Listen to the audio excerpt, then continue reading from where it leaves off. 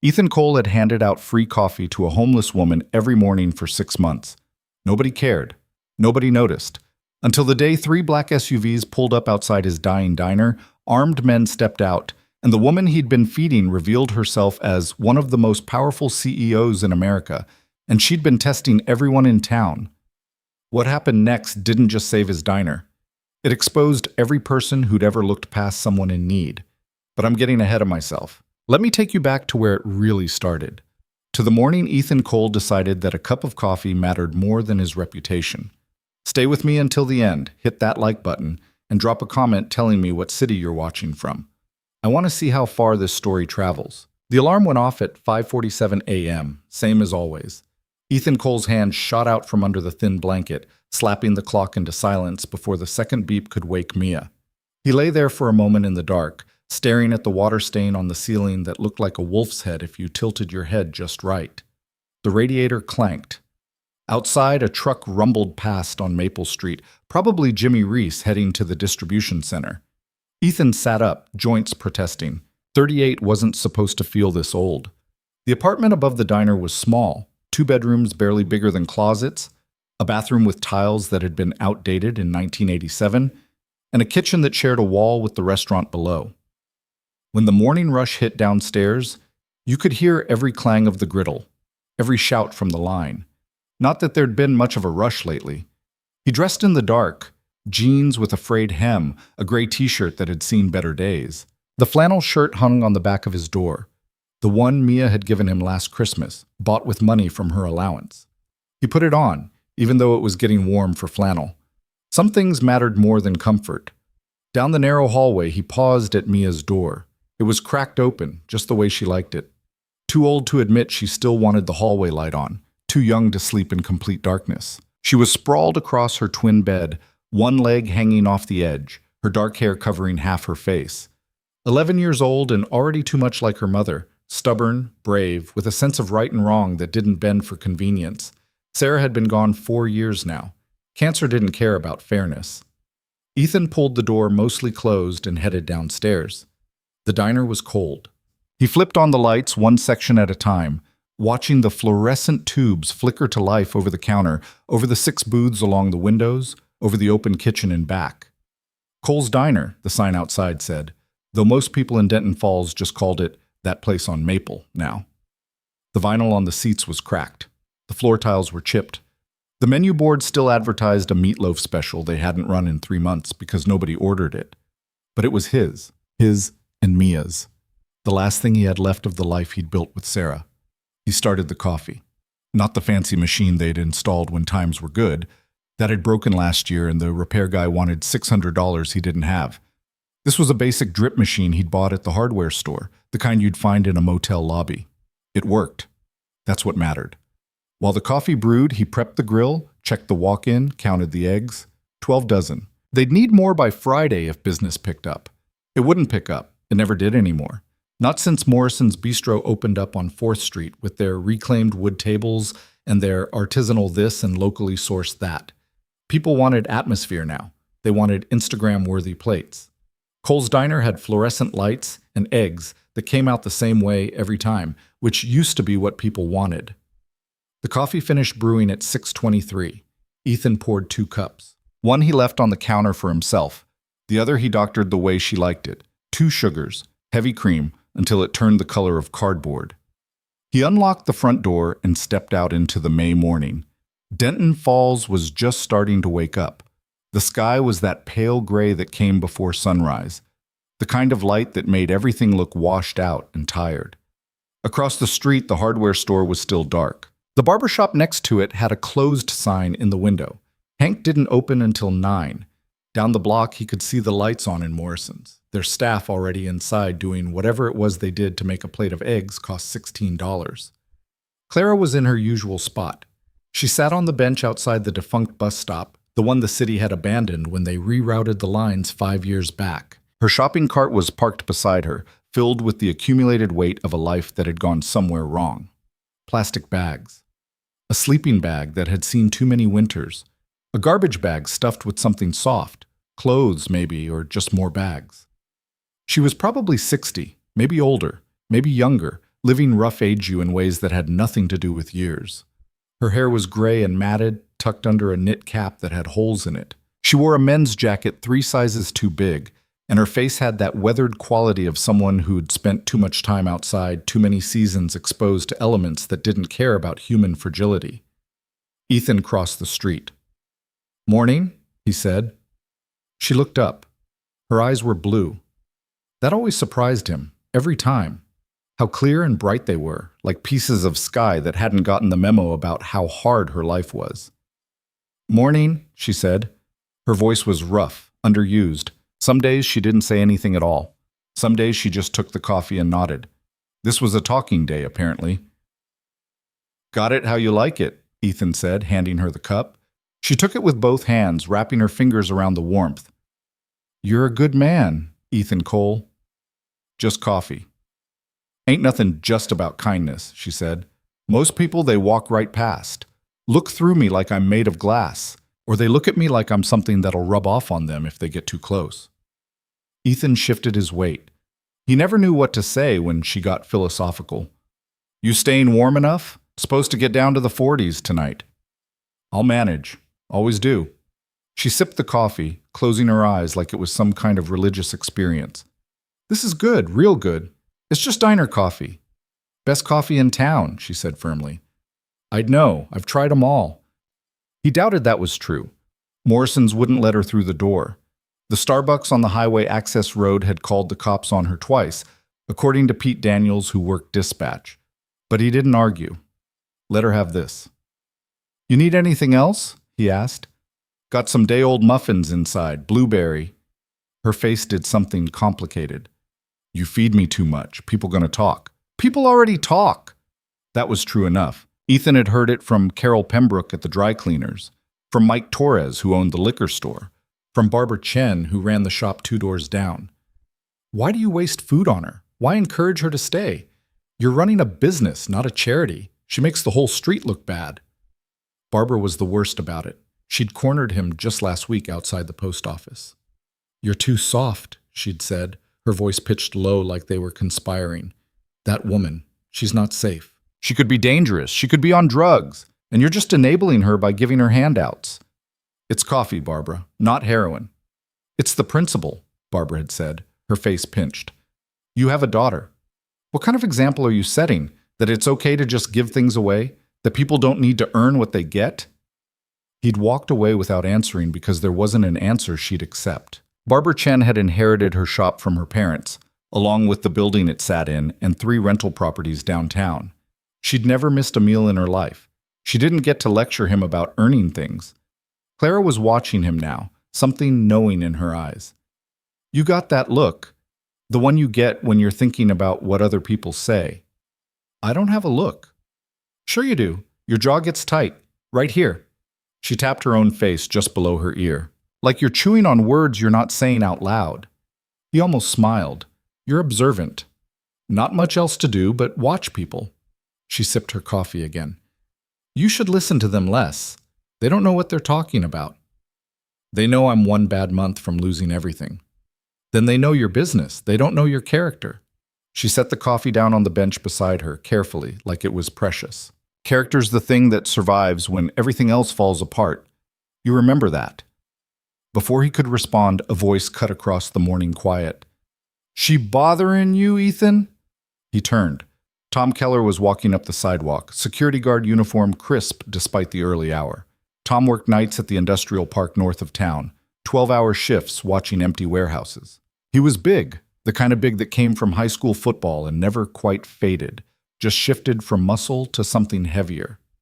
He had a face made for scowling. "No trouble, Tom," Ethan said evenly.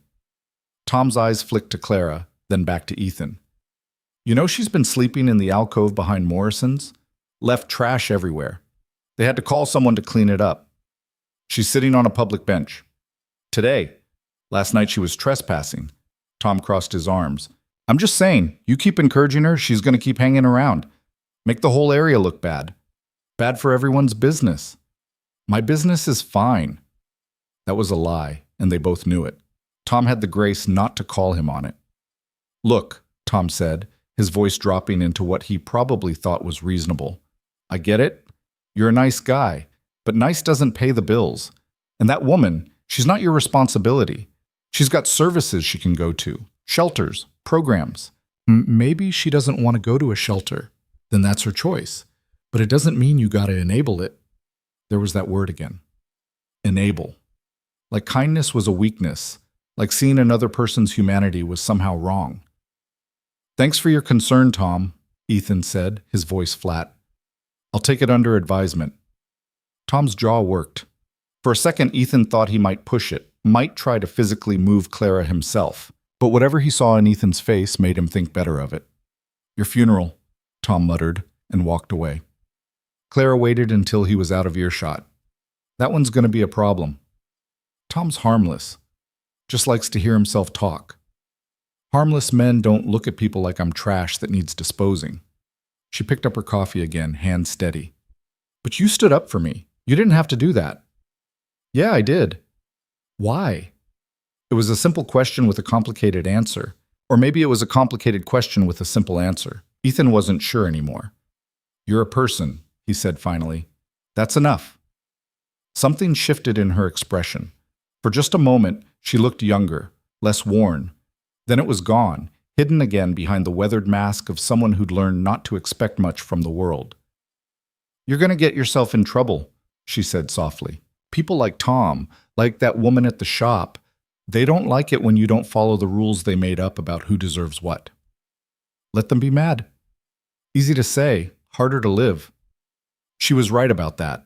Ethan had already lost customers over this, had already heard the whispers at the grocery store, felt the judgment in the way people looked at him. Bob Marcus used to come in 3 times a week for breakfast, always ordered the same thing, scrambled eggs, bacon, wheat toast. Hadn't been in since he saw Ethan giving Clara a to-go container of leftover soup. You shouldn't have to choose between doing right and keeping your business, Clara said.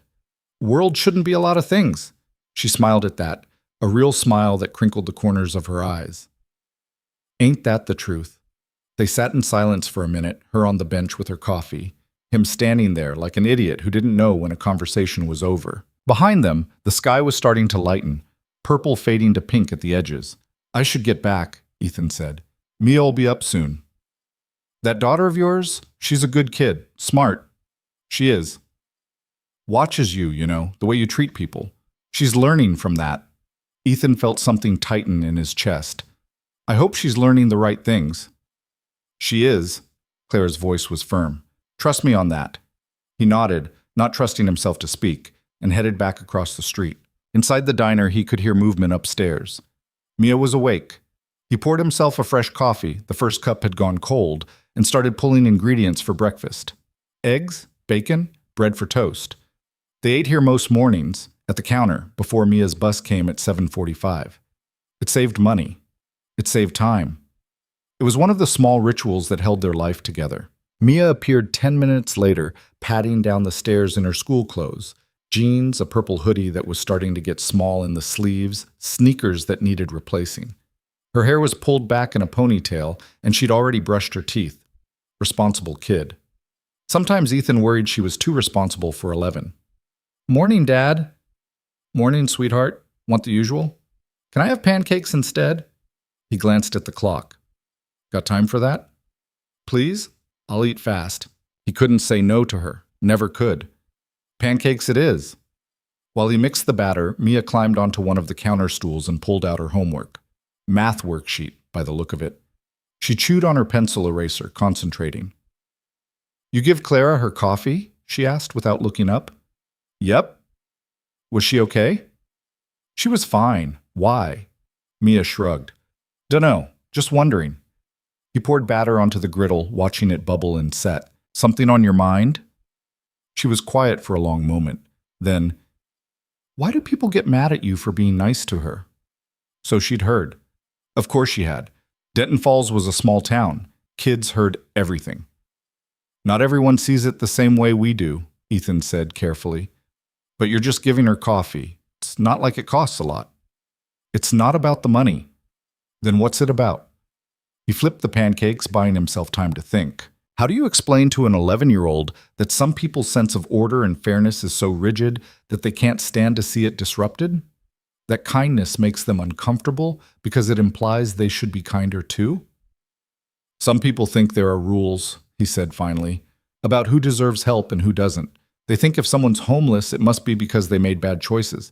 And if you help them, you're rewarding those bad choices. Mia frowned. That's stupid. It's complicated. No, it's not. She's a person. She's cold and hungry. You have coffee. It's not complicated. Out of the mouths of babes, as Sarah used to say. His wife would have liked this kid, would have been proud of how she turned out. You're right, he said. It shouldn't be complicated. But people make it complicated anyway. He slid the pancakes onto a plate, added butter and syrup, set it in front of her. She dug in immediately, syrup dripping down her chin. Katie Morrison said her dad said you're going out of business, Mia said around a mouthful of pancake. Ethan's hands tightened on the spatula. Did she now? She said her dad's restaurant is way better, and that's why nobody comes here anymore. Eat your breakfast. Is it true? Are we going out of business? He looked at his daughter, really looked at her. She was scared, trying to hide it behind the question, behind the matter-of-fact way she said it, but scared nonetheless. She'd already lost her mother. The idea of losing the diner, losing their home, losing the stability they'd barely managed to hold on to, that terrified her. We're not going out of business, he said firmly. But what if... We're not. He said it with more confidence than he felt. Yeah, money's tight. It's been tight. But we're going to be okay. I promise. You can't promise that. Smart kid. Too smart sometimes. Maybe not, he admitted. But I can promise I'm going to do everything I can to make sure we're okay. That good enough? She studied him for a long moment, then nodded and went back to her pancakes. Crisis averted. For now. The morning passed in the usual rhythms. Mia finished breakfast, grabbed her backpack, caught the bus. Ethan opened the diner at 7, turned the sign from closed to open, and waited for the rush that wouldn't come. 3 customers all morning. Old Pete Rodriguez came in at 7:30 for his coffee and toast. He'd been coming every day for 40 years and probably would until he died. Linda Marsh stopped in at 8:15, ordered a bagel to go, asked how Mia was doing at school. And Jerry Wu showed up around 9, sat at the counter for an hour nursing 2 cups of coffee while he read the paper. That was it. 3 customers in 2 hours. Ethan spent the rest of the time cleaning, wiping down tables that were already clean, mopping floors that didn't need it, checking inventory he'd checked yesterday. Busy work to fill the empty spaces. At 10:30, Barbara Trower-Chen walked in. She didn't sit down, just stood in the doorway, her purse tucked under her arm like a shield, her expression the one she wore when she was about to say something unpleasant, and wanted credit for being brave enough to say it. Ethan, we need to talk. Morning, Barbara. Coffee? This isn't a social call. She glanced around the empty diner like it proved her point. The Business Association is having a meeting next week. We'd like you to attend. The Denton Falls Business Association was 6 shop owners who met once a month to complain about property taxes and debate whether to put up Christmas lights downtown. Ethan had stopped going 2 years ago because listening to Barbara argue about parking regulations made him want to drive into oncoming traffic. I'm pretty busy, he said. We're all busy. This is important. She stepped fully inside, letting the door close behind her. There have been complaints about the situation outside. What situation? The homeless woman. Clara, I think you call her. Barbara's mouth puckered like she'd tasted something sour. She's becoming a problem. She's here every morning. She's here when people drive by. It's affecting the image of the whole street. She sits on a public bench. She loiters. Sitting isn't loitering. Ethan.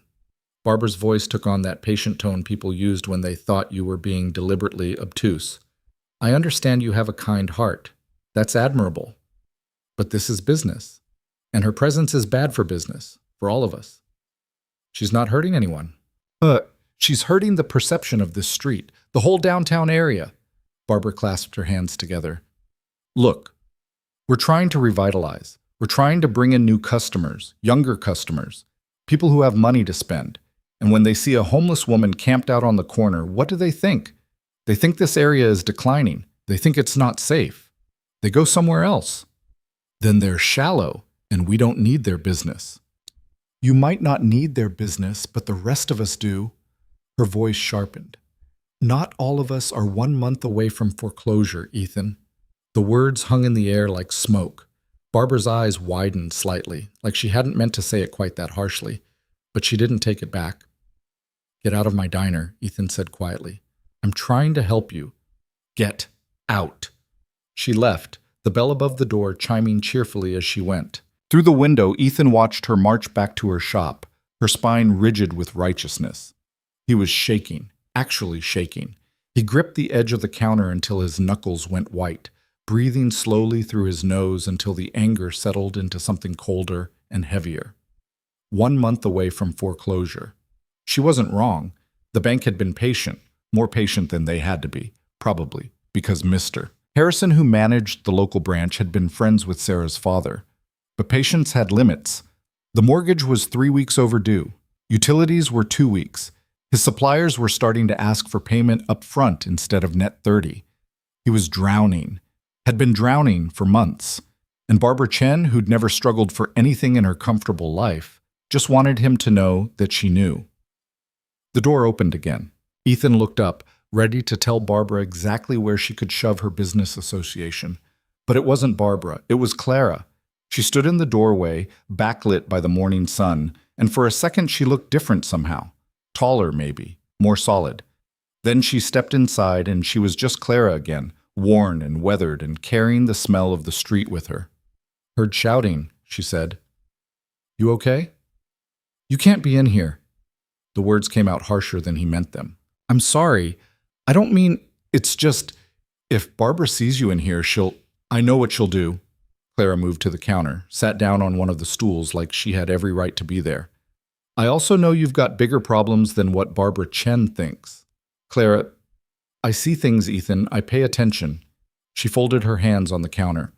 I know the bank's been calling. I know you're behind on everything. I know Mia needs new shoes and you're waiting because you can't afford both the shoes and the gas bill. He stared at her. How?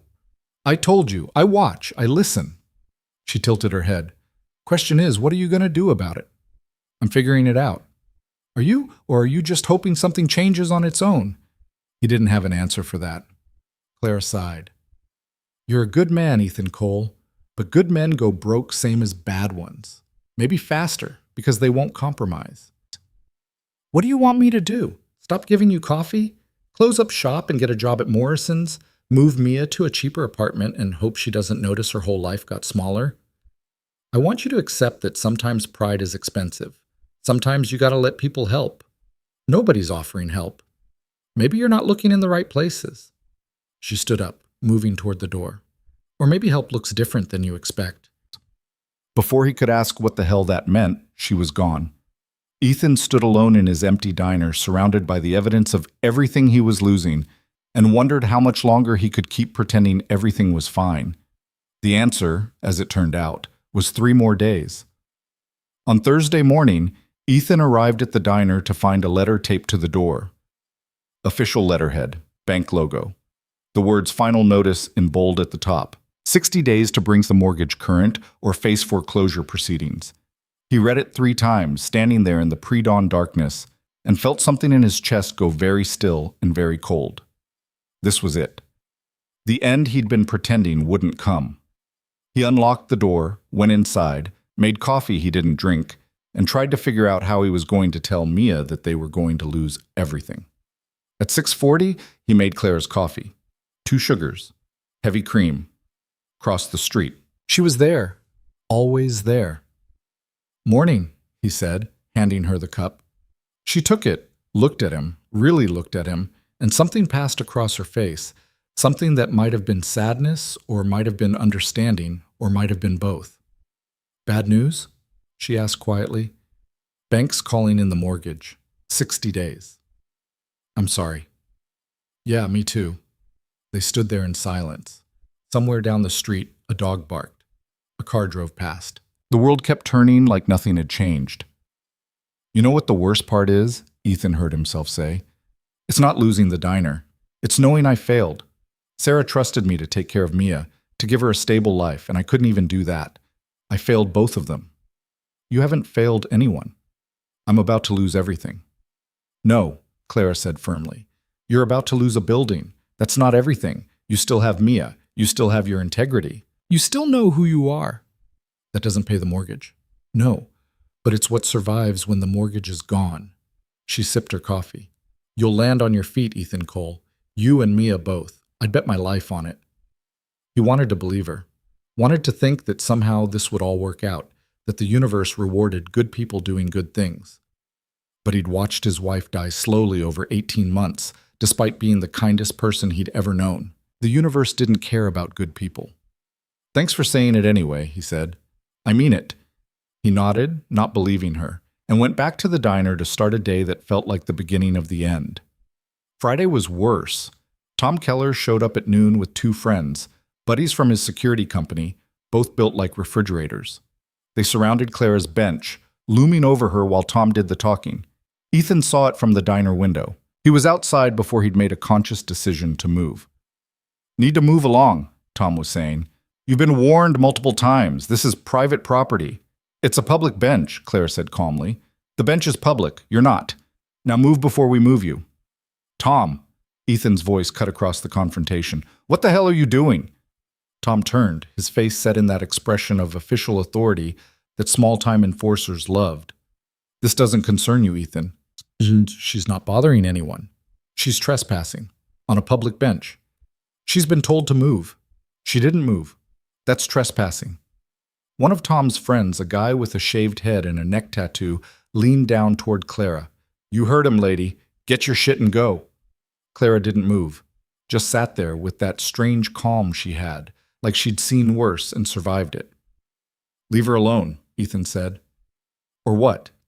The guy with the neck tattoo straightened up, squaring his shoulders. You gonna stop us? Ethan looked at him, at Tom, at the third guy who hadn't said anything yet but was watching with the dead-eyed interest of someone hoping things would escalate. Three of them. One of him. He'd lose this fight badly. He stepped between them and Clara anyway. Yeah, he said quietly. I am. For a long moment, nobody moved. Tom's face went red. Neck Tattoo looked at Tom like he was waiting for permission to start swinging. The third guy just watched. Then Clara stood up. It's fine, she said. I was leaving anyway. Clara, see, it's fine, Ethan. She gathered up her things, moving slowly, deliberately. Some fights aren't worth having. She walked away, pushing her cart in front of her, and disappeared around the corner. Tom watched her go, then turned to Ethan. You're making a mistake standing up for trash like that. Get away from my diner. This ain't your diner much longer. Heard the bank's foreclosing. You heard wrong. Did I?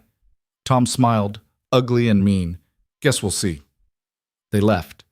Ethan stood there on the empty street, breathing hard, his hands shaking with adrenaline and anger. That night, Clara didn't come back to her bench. Saturday morning, she wasn't there. Sunday morning, nothing. By Monday, Ethan was worried in a way he couldn't quite articulate. Clara had been a constant for 6 months. Every morning at 6:40, she was there. Rain, cold, heat, didn't matter. She was there. Now she wasn't. He asked around. Jerry Wu hadn't seen her. Linda Marsh said she thought she'd seen someone matching Clara's description over by the train tracks, but she wasn't sure. Pete Rodriguez said maybe she'd finally gone to a shelter like she should have months ago. Nobody had answers. Wednesday morning, Ethan found something tucked under the diner's door. A piece of paper, torn from a notebook.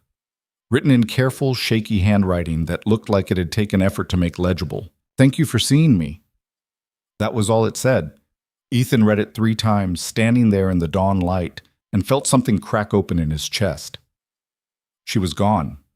Whatever happened, whoever she was, wherever she'd ended up, she was gone, and he'd failed her just like he'd failed everything else.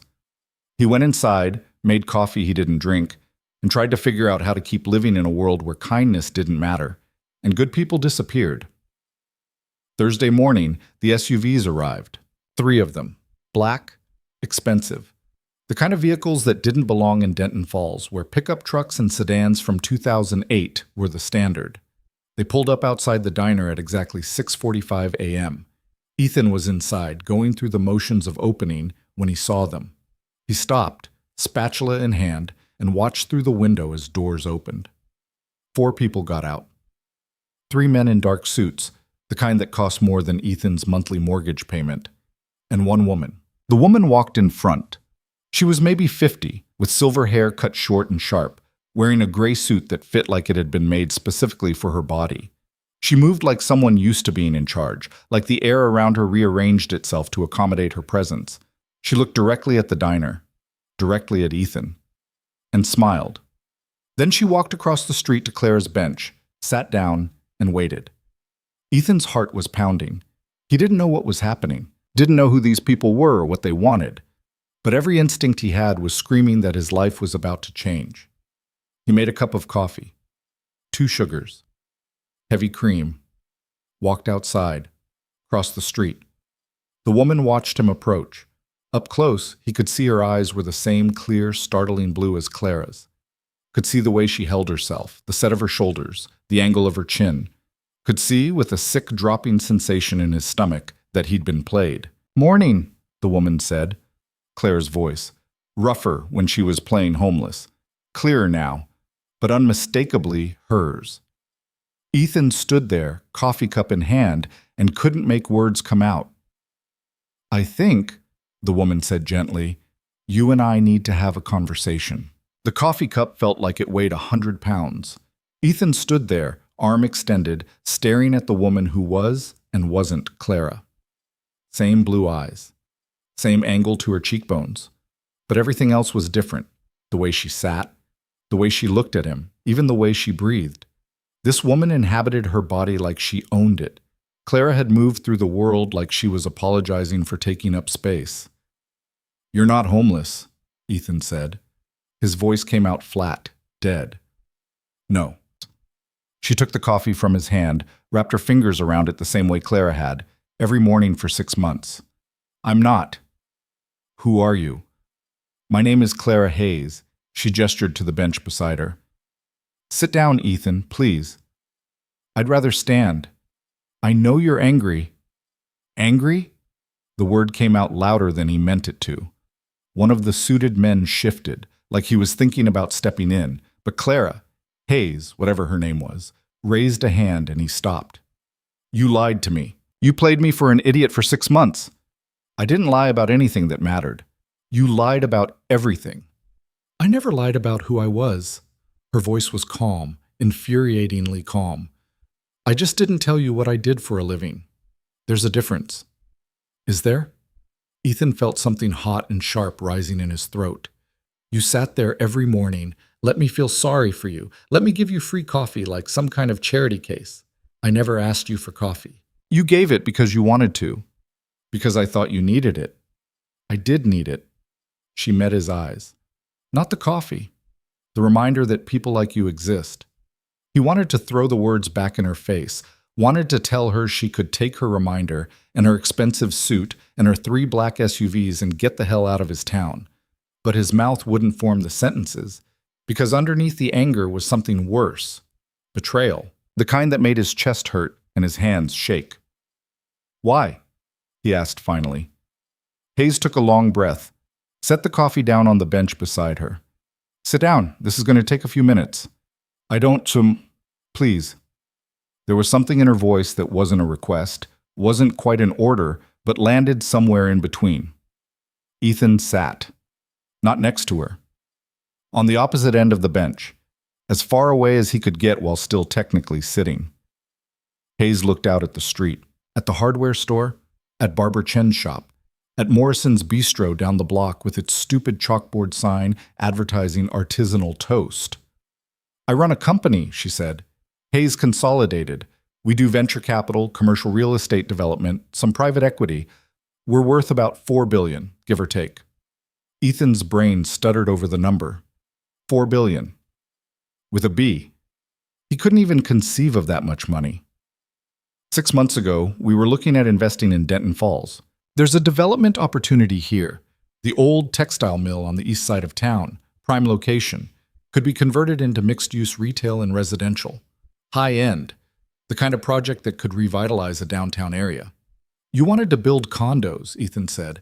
"I wanted to see if the town was worth investing in." Hayes turned to look at him.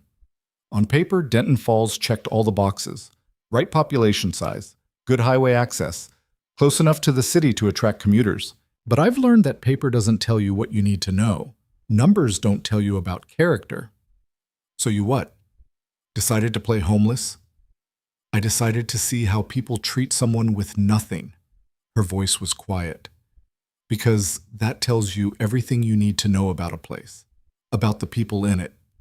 Ethan shook his head. That's insane. Is it? You know what I've found in 40 years of doing business? The way a community treats its most vulnerable members is a direct predictor of how that community will handle growth, change, adversity. You want to know if a town has a soul. See how they treat someone sleeping on a bench. And what did you find? Hayes smiled, but there wasn't any humor in it. Exactly what I expected to find. Most people walked past me like I was invisible. Some looked at me like I was dirt. A few called the police. Your friend Tom tried to have me arrested twice. Barbara Chen spent 15 minutes one morning explaining to a customer that I was bad for property values. Great, you proved people are terrible. Congratulations. Not everyone. She picked up the coffee again, sipped it. One person brought me coffee every single morning, didn't ask questions, didn't expect anything, didn't make a show of it or act like he was performing some grand act of charity. Just treated me like a human being who might want something warm to drink. Ethan felt his jaw clench. So I passed your test. Do I get a gold star? You get an opportunity. I don't want your opportunity. You haven't heard it yet. Don't need to. I know what this is. He stood up. You're some billionaire who gets off on playing games with regular people. You set up a whole elaborate scenario to make yourself feel good about how generous you are. And now you're going to offer to save my diner because I was nice to you when you were pretending to be poor. Well, I don't want it. Hayes stood too. She was shorter than him, but somehow she seemed taller. You're about to lose everything. That's my problem. It doesn't have to be. Yeah, it does, because I earned this mess myself. I made bad decisions. I didn't adapt fast enough. I let pride get in the way of asking for help. But it's mine, and I'll fix it myself, or I'll go down with it. But either way, I'm not taking money from someone who lied to me for 6 months. Ethan, we're done here. He walked away. Didn't look back. Just crossed the street and went into his diner and locked the door behind him. Through the window, he could see Hayes still standing by the bench. She said something to one of the suited men. He nodded. They got into the SUVs and drove away. Ethan stood in his empty diner and tried to remember how to breathe. The anger carried him through the rest of the morning. Carried him through making breakfast for Mia, who came downstairs at 7:15 already dressed for school. Carried him through opening the diner, serving Pete Rodriguez his toast and coffee, making small talk with Linda Marsh about the weather. But by noon the anger had burned itself out, leaving nothing but exhaustion. He sat at the counter, staring at the final notice letter he'd gotten from the bank, and tried to figure out what he was supposed to do now. The smart move would have been to take Hayes's money. Whatever she was offering, it had to be better than losing everything. She probably would have paid off the mortgage, maybe invested in upgrading the equipment, covered his debts. He could have started fresh, given Mia the stability she needed. Instead, he'd told her to go to hell. Pride, Sarah used to tell him, is just fear dressed up in fancy clothes. You're not being strong, you're being scared. Maybe she was right. Maybe he was just scared of owing someone, scared of being the kind of person who needed saving, scared that if he accepted help, it would prove he'd failed. The door opened. Ethan looked up, expecting Pete coming back for his afternoon coffee. It was Mia. She shouldn't have been home for another 3 hours. What are you doing here? He stood up fast enough that the stool scraped against the floor. What happened? Are you okay? I'm fine. She dropped her backpack on the floor. I told Mrs. Henderson I felt sick. She called the school nurse, and the nurse said I could go home. You're not sick. No. Mia, I heard what happened this morning. She climbed onto one of the stools. Katie Morrison said her dad saw everything, said some rich lady came here with bodyguards and you yelled at her and kicked her out. Of course, Morrison's bistro had a perfect view of the bench, and James Morrison had never met a piece of gossip he didn't immediately weaponize. It wasn't bodyguards, Ethan said. It was just some people, and I didn't yell. Katie said her dad said the lady wanted to give us money and you said no. It's complicated. That's what you always say when you don't want to explain something. Mia's voice was sharp. Not angry exactly, but frustrated. We're losing the diner, aren't we? He could lie. Could tell her everything was fine, they'd figure it out, not to worry. But she'd see through it. She always did. Yeah, he said quietly. We're losing the diner. And you said no to someone who wanted to help. She didn't want to help. She wanted to play games. I don't care what she wanted. Mia's hands were balled into fists on the counter. If she had money and you said no, that was stupid. Mia, it was stupid and selfish, and I don't understand why you do that. The words hit harder than they should have. Because she was right. From her perspective, from any rational perspective, he'd just turned down the one thing that could save them. The woman who wanted to help, Ethan said slowly, was Clara. Mia's face went blank. What? Clara, the homeless woman I've been giving coffee to. Turns out she's not homeless. She's a billionaire. She was pretending to be poor to test how people would treat her. That's insane. Yeah. Mia was quiet for a long moment, processing. Then, but she still wanted to help us, right? Even if she was lying before? Maybe. I don't know. Did she say she'd pay off the mortgage? I didn't let her get that far. Dad, Mia's voice cracked. We need help. I know you don't want to need help. I know you want to fix everything yourself. But we're drowning. We've been drowning for months, and you keep pretending we're not, and I'm tired of pretending. Ethan felt something in his chest cave in. I'm sorry. I don't want sorry. I want you to stop being so stubborn that you'd rather lose everything than accept help from someone who lied. It's not about the lying. Then what is it about? He didn't have an answer, or he had too many answers, and none of them made sense when he tried to put them into words. Your mom, he said finally. Your mom was the strong one. She was the one who made things work, who figured out solutions, who kept everything together. I was just the guy who cooked eggs and made people laugh. And when she got sick, I promised her I'd take care of you. I'd keep the diner running. I'd make sure you had a home and stability and everything you needed. You did take care of me. I failed. You didn't fail. Things got hard. That's not the same as failing. I should have been able to handle it. Should have been strong enough, smart enough, something enough to make it work without needing someone to swoop in and save me. Mia slid off the stool, came around the counter, and wrapped her arms around him. She was tall for 11, almost up to his shoulder now. When had that happened? Mom wouldn't want you to lose everything because you were too proud to ask for help, she said into his shirt. You know she wouldn't. He did know that. Sarah had never let pride get in the way of practicality. When they'd needed help, she'd asked for it. When things got hard, she'd adapted. She'd have taken Hayes's money in a heartbeat and figured out the moral implications later. I don't even know how to contact her, Ethan said. She drove away. Then find her. It's not that simple. Yeah, it is. You're just making it complicated. Mia pulled back, looked up at him. You always tell me that doing the right thing isn't always easy. That sometimes you have to swallow your pride and do what needs to be done. So do it. Out of the mouths of babes. When did you get so smart? Ethan asked. I've always been smart. You just don't notice because you're busy feeling guilty about stuff that isn't your fault. He laughed despite himself, pulled her into a hug and held on tight. Okay, I'll try to find her. Good. But I'm not promising anything. She might not want to help anymore after I was an ass to her. Then you'll apologize and ask really nicely. Has anyone ever told you you're bossy? All the time, usually by you. He let her go, ruffled her hair even though she hated that. Go upstairs and actually do your homework. I need to make some calls. She grabbed her backpack and headed for the stairs, then paused. Dad? Yeah? Clara, or Hayes, or whatever her name is, she was testing people, right? To see if they were good? Something like that. You passed. Mia's voice was firm.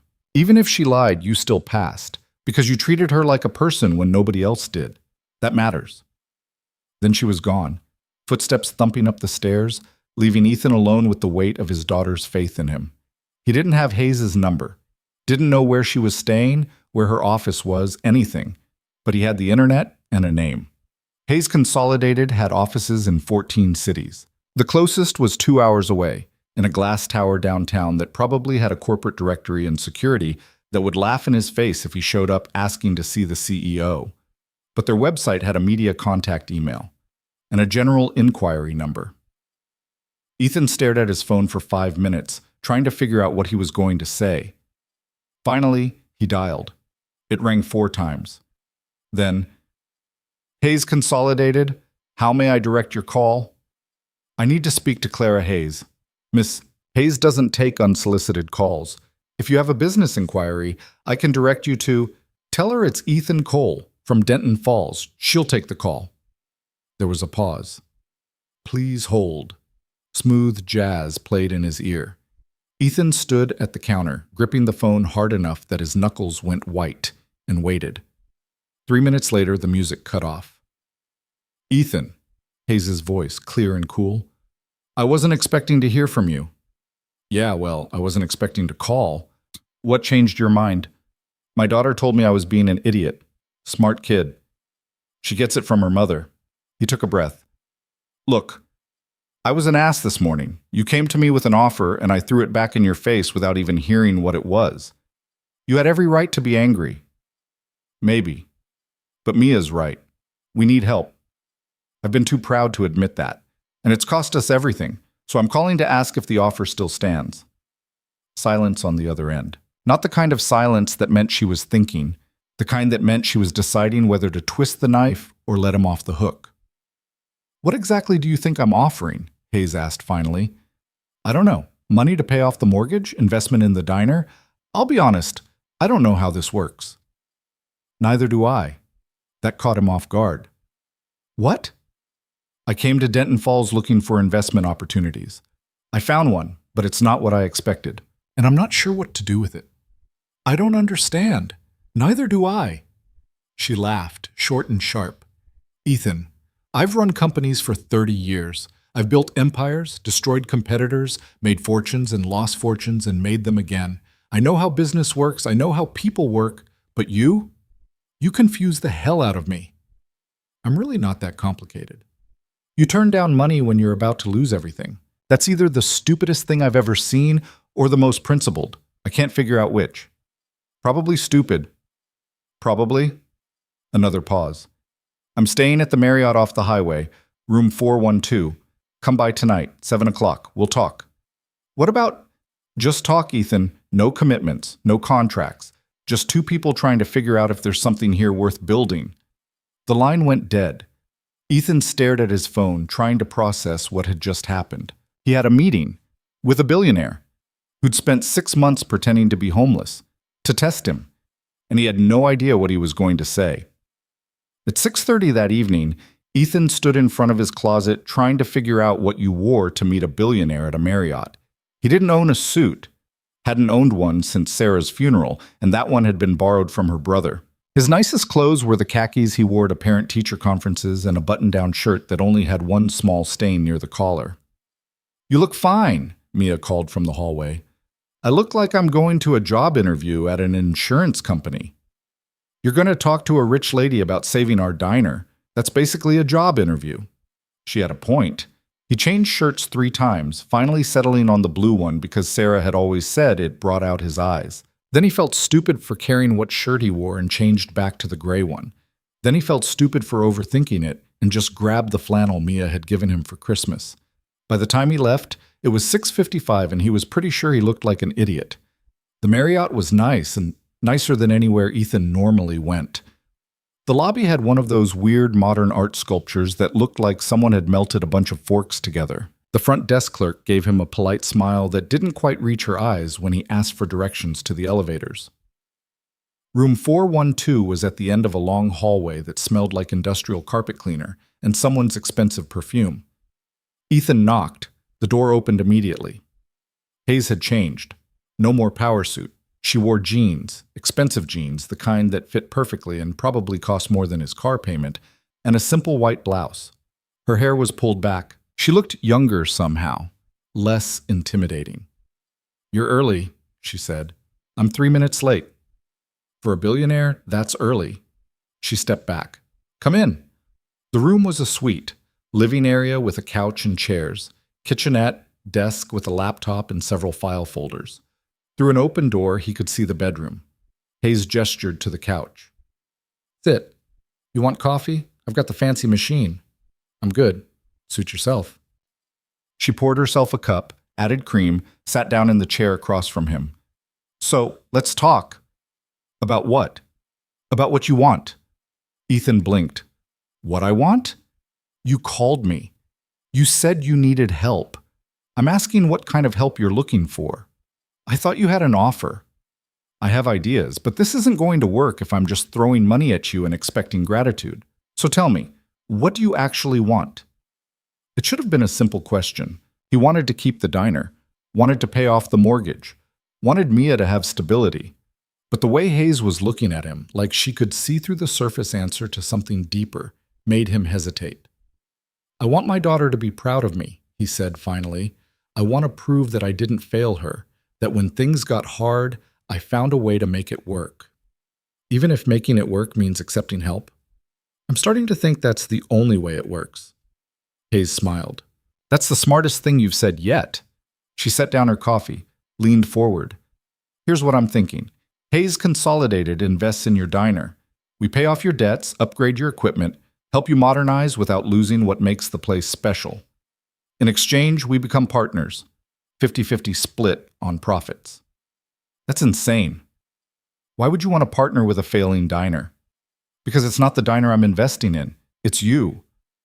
I don't understand.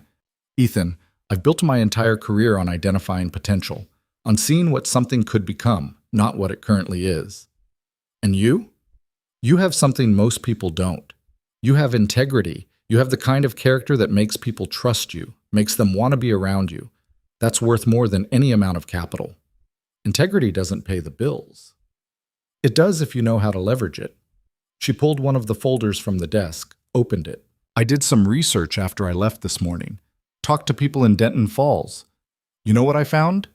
15 years ago, Cole's Diner was the heart of that town. Everyone went there.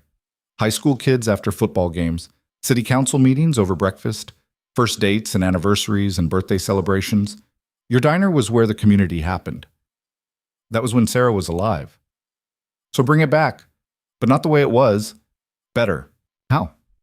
Hayes pulled out several sheets of paper covered in notes and diagrams. Modernize the menu. Not artisanal bullshit like Morrison's, but good food made well. Upgrade the equipment so you can be more efficient. Train staff, real staff, not just you doing everything alone. Create events, music nights, community dinners. Make it a place people want to be again. Ethan stared at the papers, at the careful planning, at the vision of something he'd stopped being able to see months ago. This would cost a fortune, he said. About $500,000, all told, which for me is pocket change. And you'd own half of it. I'd own half of the potential, but you'd still be running it, still making the decisions. I'm not interested in micromanaging a diner 2 hours from my office. I just want to see what you can build when you're not drowning. It sounded too good. There had to be a catch. Why? Ethan asked. Really, not the business answer, the real answer. Hayes was quiet for a long moment. Then, when I was 23, I was homeless. Actually homeless, not pretending. I'd left an abusive marriage with nothing but the clothes I was wearing, slept in my car for 3 months, ate from gas stations, showered at truck stops, and every single day, people looked through me like I was invisible. Ethan hadn't expected that. One morning, I was sitting outside a diner in Nebraska trying to figure out if I had enough change for coffee. This waitress came out, older woman, maybe 60. She handed me a cup of coffee and a Danish. Didn't say anything, just gave it to me and went back inside. I went back the next morning and the next, and every time she had coffee waiting. Hayes's voice had gone soft. One day I asked her why she kept feeding me when I couldn't pay. You know what she said? She said her daughter had run away from a bad situation 10 years earlier. She didn't know if her daughter was alive or dead, but she hoped that wherever her daughter was, someone was being kind to her. So she was kind to me. What happened to her daughter? No idea. The waitress died 6 months later. Heart attack. But before she died, she gave me $500 and told me to do something with my life. That $500 bought me a suit for job interviews, got me into a secretary position. I worked my way up from there. Hayes met his eyes. I've been looking for 30 years for a way to pay that kindness forward. And every time I try, it feels wrong. Feels like I'm just making myself feel good, like I'm performing generosity instead of actually giving it. But you? When I watched you give me coffee every morning, when I saw you stand up to Tom Keller even though you knew it would cost you, when I saw your daughter look at you like you were the best person in the world because you treated me with basic human dignity, that felt real. So this is charity. This is investment with interest. You gave me 6 months of restored faith in humanity. I'm giving you the capital to rebuild your life. We're even. Ethan looked down at the papers in his hands, at the vision of what Cole's Diner could become, at the lifeline he'd been too proud to grab this morning. I need to think about it, he said. Hayes nodded. Take your time. You've got until the bank forecloses. What's that, 57 days? 56. Plenty of time. She stood up, signaling the end of the meeting. But Ethan, don't take too long. Pride is expensive, and you're almost out of things to spend it on. He left the hotel with the folder under his arm and his head spinning. That night, he couldn't sleep. Just lay in bed staring at the ceiling, thinking about waitresses in Nebraska and $500 and the difference between charity and investment. At 2 a.m., he got up, made coffee, sat at the diner counter and spread out Hayes' papers, read them 3 times. By the time the sun came up, he'd made his decision. At 6:15 a.m., Ethan called Hayes. She answered on the second ring, voice clear like she'd been awake for hours. Maybe she had been. Rich people probably didn't sleep much, too busy counting money or whatever it was billionaires did at dawn. I'm in, he said. That was fast. 56 days isn't fast, it's desperate. He was standing in the diner kitchen, surrounded by equipment that barely worked and dreams that had been dying for 2 years. But I have conditions. I'm listening. I run the diner. All decisions about menu, staff, hours, everything. That's mine. You can advise, you can make suggestions, but final call is mine. Agreed. We keep the name, Cole's Diner, not Hayes' Place or some rebranded corporate thing. Agreed. And Mia comes first. If anything about this partnership puts her at risk or makes her life harder, I'm out, no matter how much money is on the table.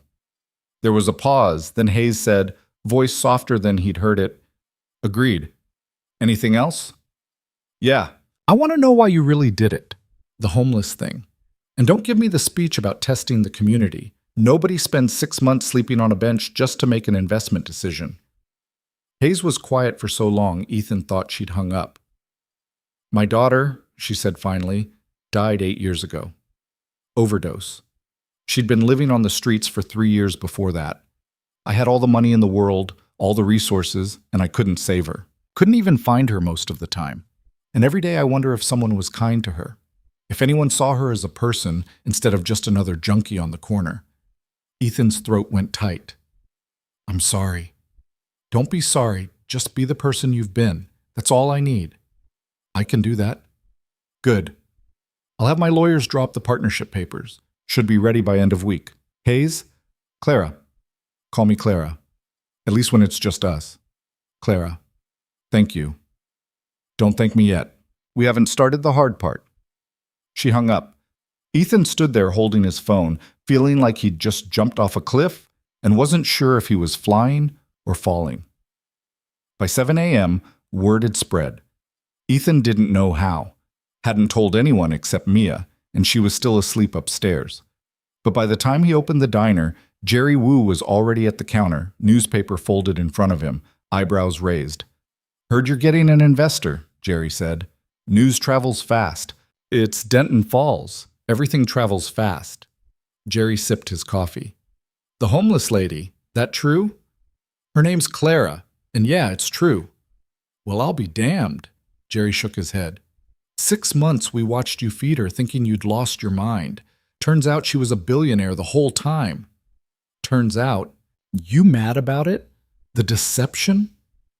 Ethan thought about that while he poured coffee, while he cracked eggs onto the griddle, while he watched the street outside start to wake up. I was, he said. But I don't know. Maybe she had good reasons. Maybe it doesn't matter. She's helping us now, that's what counts. That's generous of you. Or desperate. Jerry laughed. Probably both. The bell above the door chimed. Linda Marsh came in, then Pete Rodriguez, then 3 people Ethan hadn't seen in months. By 8 a.m., every booth was full. They weren't there for the food. Is it true? Linda asked, leaning over the counter like they were sharing secrets. Clara Hayes, the Clara Hayes from Hayes Consolidated? That's what she told me. And she's investing in the diner? Partnering 50-50. Linda's eyes went wide. Ethan, do you know what this means? Hayes. Consolidated doesn't invest in small businesses. They do commercial development, shopping centers, office parks. This is huge. It's just a diner. It's not just anything anymore. She was right, and that terrified him. Yesterday, Cole's Diner had been a failing business on the edge of foreclosure, barely worth the mortgage debt. Today, it was apparently newsworthy. Tomorrow, who knew what it would become? At 10 a.m., Barbara Chen walked in. She didn't sit down, just stood in the doorway, purse clutched against her chest like armor, face doing something complicated. Ethan, can we talk? We're talking. In private. He glanced around the diner, still half full, everyone pretending not to listen while absolutely listening. Whatever you need to say, you can say it here. Barbara's mouth thinned. She stepped further inside, let the door close behind her. I heard about your partnership with Clara Hayes. Word gets around. I wanted to apologize for what I said last week about the foreclosure. That was inappropriate and unkind. Ethan studied her. Barbara Chen didn't apologize. Not in the 15 years he'd known her. She blamed, she criticized, she occasionally condescended, but she didn't apologize. Why now? He asked. Because I was wrong. You were wrong last week, too. Didn't seem to bother you then. Her face flushed. I'm trying to make amends. You're trying to get on my good side now that you think I have a billionaire investor. Ethan set down the coffee pot harder than necessary. Let me guess. You want to be included in whatever development Clara's planning. Want to make sure your shop benefits from the revitalization. I'm not... Barbara stopped. Took a breath. Started again. Yes.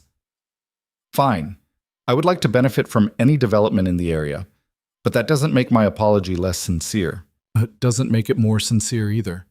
Ethan, please. I made a mistake. I judged you for helping that woman, for helping Clara, when I should have been helping too. I see that now. You see it now because she's rich. If she was still homeless, you'd still be calling her trash. Barbara flinched like he'd slapped her. That's not fair. Isn't it? The diner had gone quiet. Everyone watching. Jerry Wu had his coffee cup halfway to his mouth, frozen. Linda Marsh was blatantly staring. I'm not a bad person, Barbara said, voice small. I didn't say you were. But you're also not someone who suddenly developed a conscience overnight. You want something. I don't know what it is yet, but when I figure it out, I'll let you know if I'm interested. Barbara stood there for another moment, face red, then turned and left without another word. Jerry let out a low whistle. That was cold, man. Was it wrong? No, but it was cold. Maybe it was. Ethan didn't particularly care. He was tired of people who only saw value in other people when there was profit involved. At noon, Clara called again. I'm hearing interesting rumors, she said. Something about how you eviscerated Barbara Chen in front of half the town. Word really does travel. Denton Falls has exactly 243 businesses on the main commercial corridor. By my count, you just made an enemy of one of the most connected. She'll get over it, will she? Or will she spend the next 6 months making your life difficult because you embarrassed her? Ethan hadn't thought about that. Probably should have. Barbara served on the zoning board, the business association, and the town planning committee. If she wanted to make permitting difficult, she could. I'll apologize, he said. Don't. She deserved it. Just be prepared for consequences. There are always consequences. Smart man. He could hear the smile in her voice. Listen, I'm sending my operations manager down tomorrow, Marcus Webb. He's good at what he does, but he's also abrasive, and he doesn't care about feelings. Don't let him push you around. Thanks for the warning. I mean it, Ethan. This is still your diner. Marcus works for you, not the other way around. You need to fire him. You fire him. I'll find someone else. You'd fire your operations manager if I asked? I'd fire anyone who makes this partnership harder than it needs to be. After she hung up, Ethan stood there feeling like he'd just been handed a loaded weapon. The power to fire someone who worked for a billionaire. The responsibility of running a business that was suddenly worth paying attention to. The weight of expectations he hadn't asked for. Mia came downstairs at 1 p.m., still in her pajamas, hair sticking up on one side. "Why is everyone staring at our diner?" she asked. Ethan looked out the window. She was right. People were slowing down as they walked past, looking in. A car had pulled over across the street, the driver taking a picture with their phone. "Word got out about Clara," he said. "Great, we're going to be on the news, aren't we?" "Probably." "This is so weird." She climbed onto a stool. "Can I have pancakes?" "For lunch?" "It's Saturday. Pancakes are appropriate for all Saturday meals." He made her pancakes. While she ate, he watched people gather outside, talking in clusters, pointing at the diner. By 2 p.m., there were maybe 20 people out there. By 3 p.m., someone had called a local news crew. The reporter was young, maybe 25, with perfect hair and a smile that looked practiced in mirrors. She knocked on the door at 3:30. "Mr. Cole? I'm Ashley Reeves from Channel 7 News. I was hoping to ask you a few questions about your partnership with Clara Hayes." "Not interested. It would just be a few minutes. Our viewers would love to hear." "No." He started to close the door. "Is it true she was living as a homeless woman for 6 months, as some kind of social experiment?" Ethan stopped. "Where did you hear that?" "Sources." "Is it true?" No comment. "So you're not denying it?" "I'm not confirming or denying anything. I'm telling you to leave." Ashley's smile didn't waver. "The public has a right to know if a billionaire was conducting unauthorized social research on unsuspecting citizens." "The public," Ethan said slowly, "can mind its own business." He closed the door, locked it, turned the sign to closed, even though it was the middle of the afternoon. "Dad?" Mia was watching him from the counter. "Are you okay?" "Fine. Just need a minute." He wasn't fine. His hands were shaking, because Ashley Reeves had just turned this into something it wasn't. Social experiment. Unauthorized research. Those were words that made Clara sound predatory instead of damaged, made what she'd done sound calculated instead of desperate. And if that story got out, if that was the narrative that stuck, then everything would change. The partnership would look like rich people playing games. The town would turn on him for being part of it. Mia would end up in the middle of something she didn't deserve. He called Clara. "The news is here," he said. "They're asking about social experiments." Clara swore. "I was hoping we'd have more time before this leaked." "How did they find out?" "Could be anyone. Someone who saw me downtown. Someone from the bank who put together that I was asking about properties while living on a bench. Could even be Barbara Chen looking for revenge." "What do we do?" "Nothing.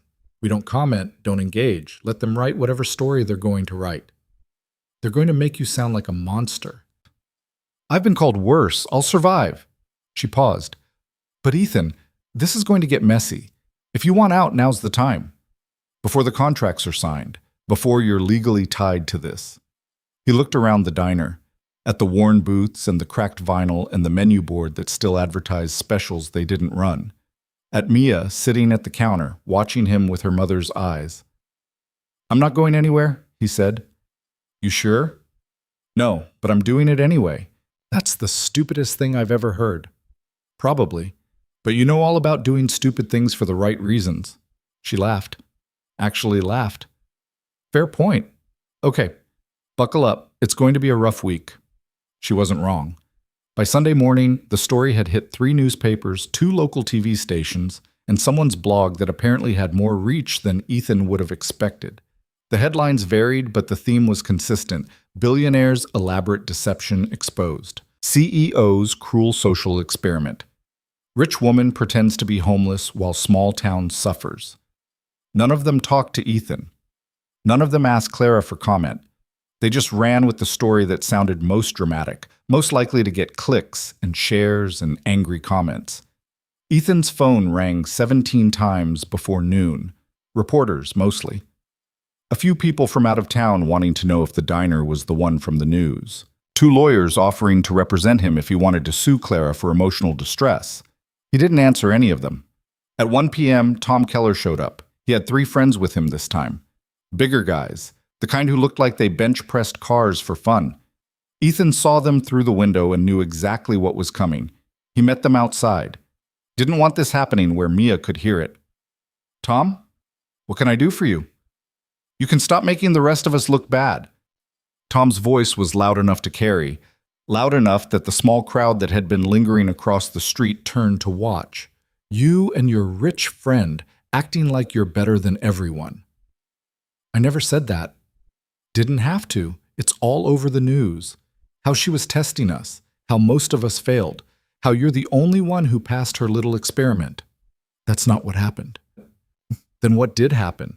Because from where I'm standing, it looks like some billionaire came here to judge us, decided we weren't good enough, and picked you as her charity case.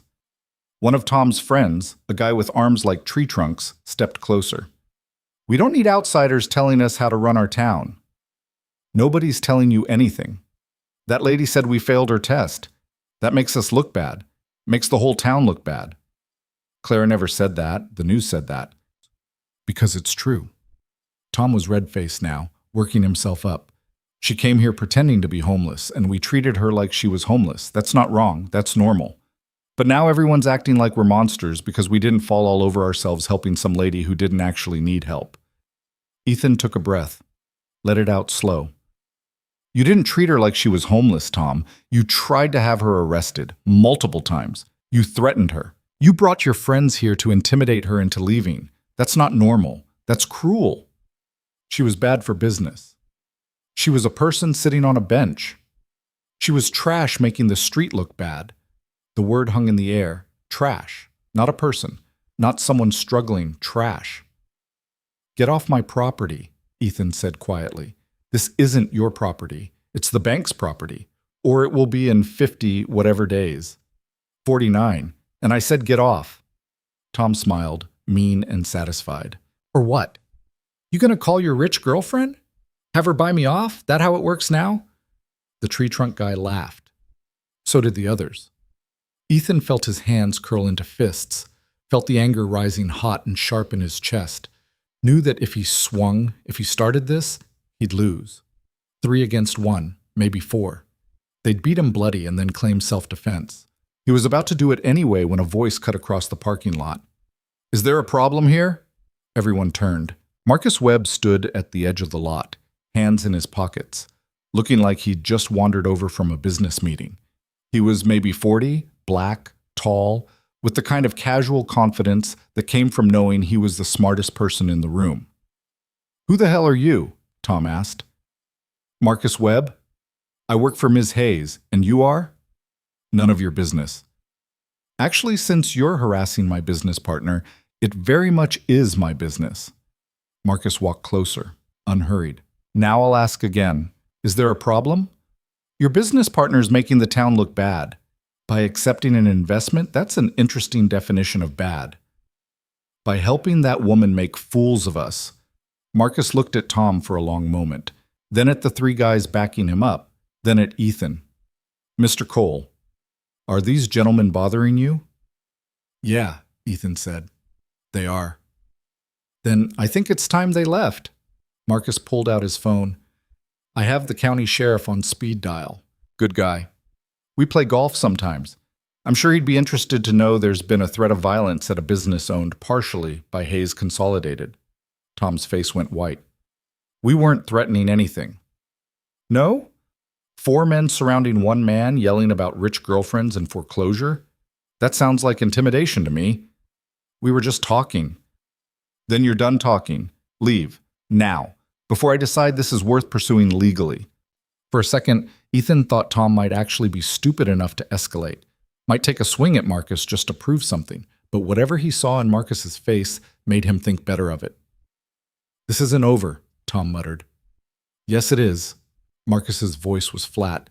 Because if I see you near this property again, if I hear you've so much as looked at Mr. Cole wrong, I will bury you in so much legal paperwork you'll need a lawyer just to read your mail. Are we clear? Tom left. His friends followed. They climbed into a pickup truck and drove away too fast, tires squealing. Marcus watched them go, then turned to Ethan. You must be Cole. Ethan. Marcus Webb, operations manager for Hayes Consolidated. Clara sent me down to start planning the renovation. He held out his hand. Ethan shook it. Thanks for that. Don't mention it. Guys like that are all talk. Marcus glanced at the diner. So, this is the place. This is it. Needs work. That's why you're here. Marcus smiled. It was sharp, professional, the smile of someone who'd negotiated 1,000-page contracts and won. Let's go inside. I want to see what we're working with. They spent the next 3 hours going over every inch of the diner. Marcus took notes on his tablet, asked questions about workflow and peak hours and supply chains. He opened the walk-in, checked the freezer, examined the grill. This equipment is ancient, he said. It works. Barely. We'll need to replace everything. Grill, fryer, refrigeration, POS system. That'll cost a fortune. That's what the investment is for. Marcus made another note. Don't worry about the money. Worry about the vision. What do you want this place to be? Ethan looked around at the diner that had been his and Sarah's dream, at the space where they'd built a life. I want it to matter, he said finally. I want people to come here because they want to, not because they have to. I want it to be the kind of place where everyone feels welcome. Even homeless people? Especially homeless people. Marcus studied him for a moment. Clara said you were principled. Didn't realize she meant stubborn. There a difference? Not really. Marcus closed his tablet. Okay, here's how this works. I'm going to put together a proposal. Full renovation plan, timeline, budget. You review it, tell me what you hate, we argue, we compromise, we move forward. Sound good? Sounds terrifying. It should. We're about to tear apart everything you know and rebuild it from scratch. That's always terrifying. Marcus headed for the door. But it's also how you know you're doing something worth doing. After he left, Ethan sat at the counter and let himself feel the full weight of what was coming. Change. Real change. The kind that couldn't be undone. The kind that meant Cole's diner would never be the same. Mia came downstairs at 6 p.m., found him still sitting there. You okay? She asked. I don't know. She climbed onto the stool next to him. Is it going to be weird, having all these people involved? Probably. Are we going to be okay? He looked at his daughter, 11 years old and already carrying too much worry, already learning that the world was complicated and scary and full of things that could hurt you. Yeah, he said, we're going to be okay. Promise? Promise. It was the same promise he'd made before, the same one he'd broken when he couldn't keep the diner afloat. But this time felt different. This time he had help. This time he wasn't drowning alone.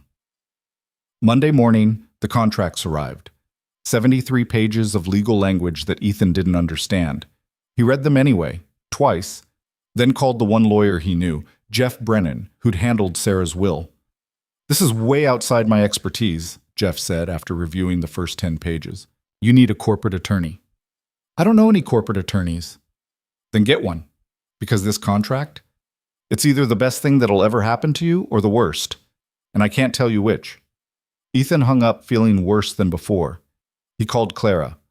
The contracts are scary, he said. They're supposed to be. They're legal documents.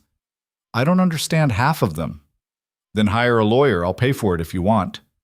That seems like a conflict of interest. It's not. I want you to understand exactly what you're agreeing to. I don't want you signing something because you're desperate. I want you signing because you believe in this. Do you always make business this personal? Only when it matters. She gave him 3 names, corporate attorneys who specialized in small business partnerships. He called the first one, explained the situation, sent over the contracts. 2 days later, the lawyer called back. Mr. Cole, this is the most favorable partnership agreement I've ever seen for the minority stakeholder. Ms. Hayes has essentially given you complete operational control while assuming all financial risk. If this fails, you lose nothing. If it succeeds, you make a fortune. What's the catch? There isn't one, at least not legally. The only risk is personal. If you can't work with her, if the partnership falls apart, you're back where you started. So I should sign. That's not a question I can answer, but financially, absolutely. Ethan signed the contracts on Thursday, sent them back by courier. Felt like he'd just sold his soul and wasn't sure if he'd gotten a fair price. Friday morning, Clara showed up at the diner. She walked in at 6:30 a.m. before he'd officially opened, wearing jeans and a sweatshirt that probably cost more than his car. "We're partners now," she said. "Officially. Officially." She looked around the diner. "So, where do we start?" Ethan looked at Clara standing in his diner, their diner now, legally speaking, and realized he had absolutely no idea where to start. "Coffee?" he offered. "Always." He poured 2 cups. Black for him, 2 sugars and heavy cream for her. Some habits didn't break just because the context changed. Clara took the cup, sipped, closed her eyes the same way she had when she was pretending to be homeless. Or maybe she hadn't been pretending that part. Maybe the coffee had always tasted that good to her. "Marcus sent over his proposal," she said. "You read it?" 3 times. "And? It's a lot of money. It's an investment. $500,000 to renovate a diner that was barely pulling $300 a week in revenue. The math doesn't work." Clara smiled. "The math works if you're not just thinking about the diner. Marcus wants to turn this into a flagship. Prove the model works here, then replicate it in other small towns. Cole's Diner becomes a brand." Ethan's stomach dropped. "I don't want a brand. I want a diner." "You can have both." "No, I really can't." He set down his coffee harder than he meant to. "Clara, I signed those contracts because you said I'd still be running this place, that it would still be mine. But if you're talking about franchising, about turning this into some corporate chain, I'm not talking about franchising. I'm talking about proof of concept." She leaned against the counter. "Look, I meant what I said. This is your diner. You make the calls. But I also run a business, and businesses need to scale. So yeah, if this works, I want to try it in other places. But that doesn't change what happens here. This location stays exactly what you want it to be. Until it doesn't. Until you decide it doesn't. I'm not going to force you into anything, Ethan, but I'm also not going to apologize for thinking bigger than one location." They stared at each other across the counter. Outside, the sun was coming up.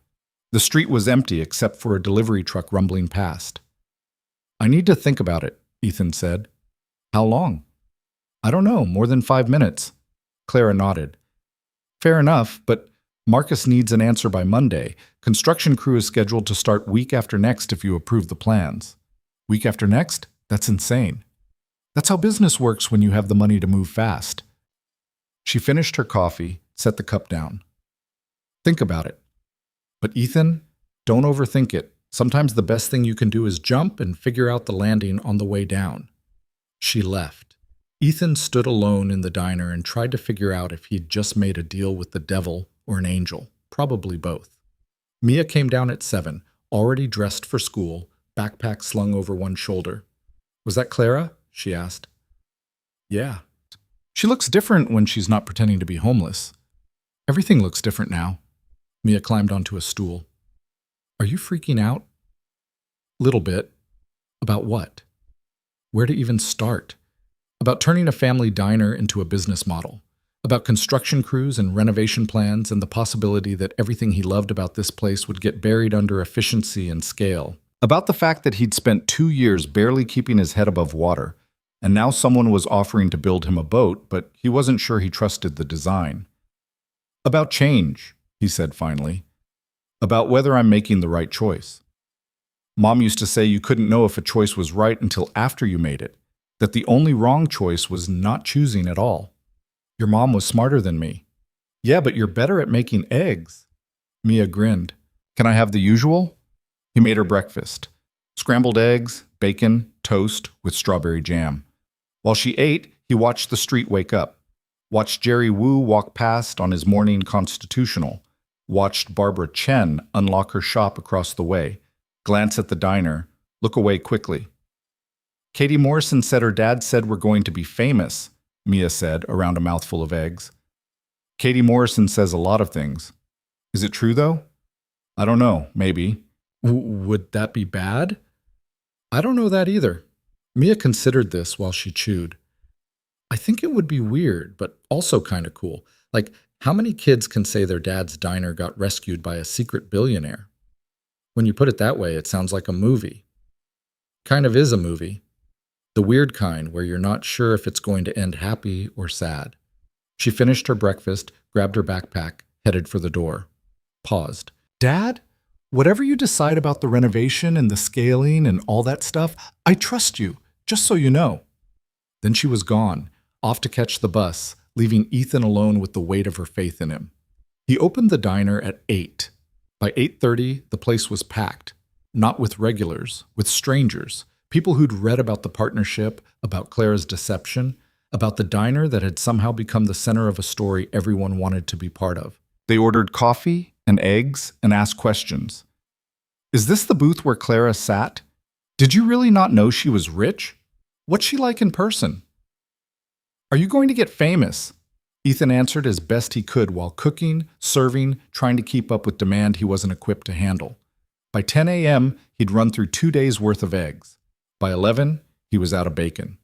By noon, he had to start turning people away.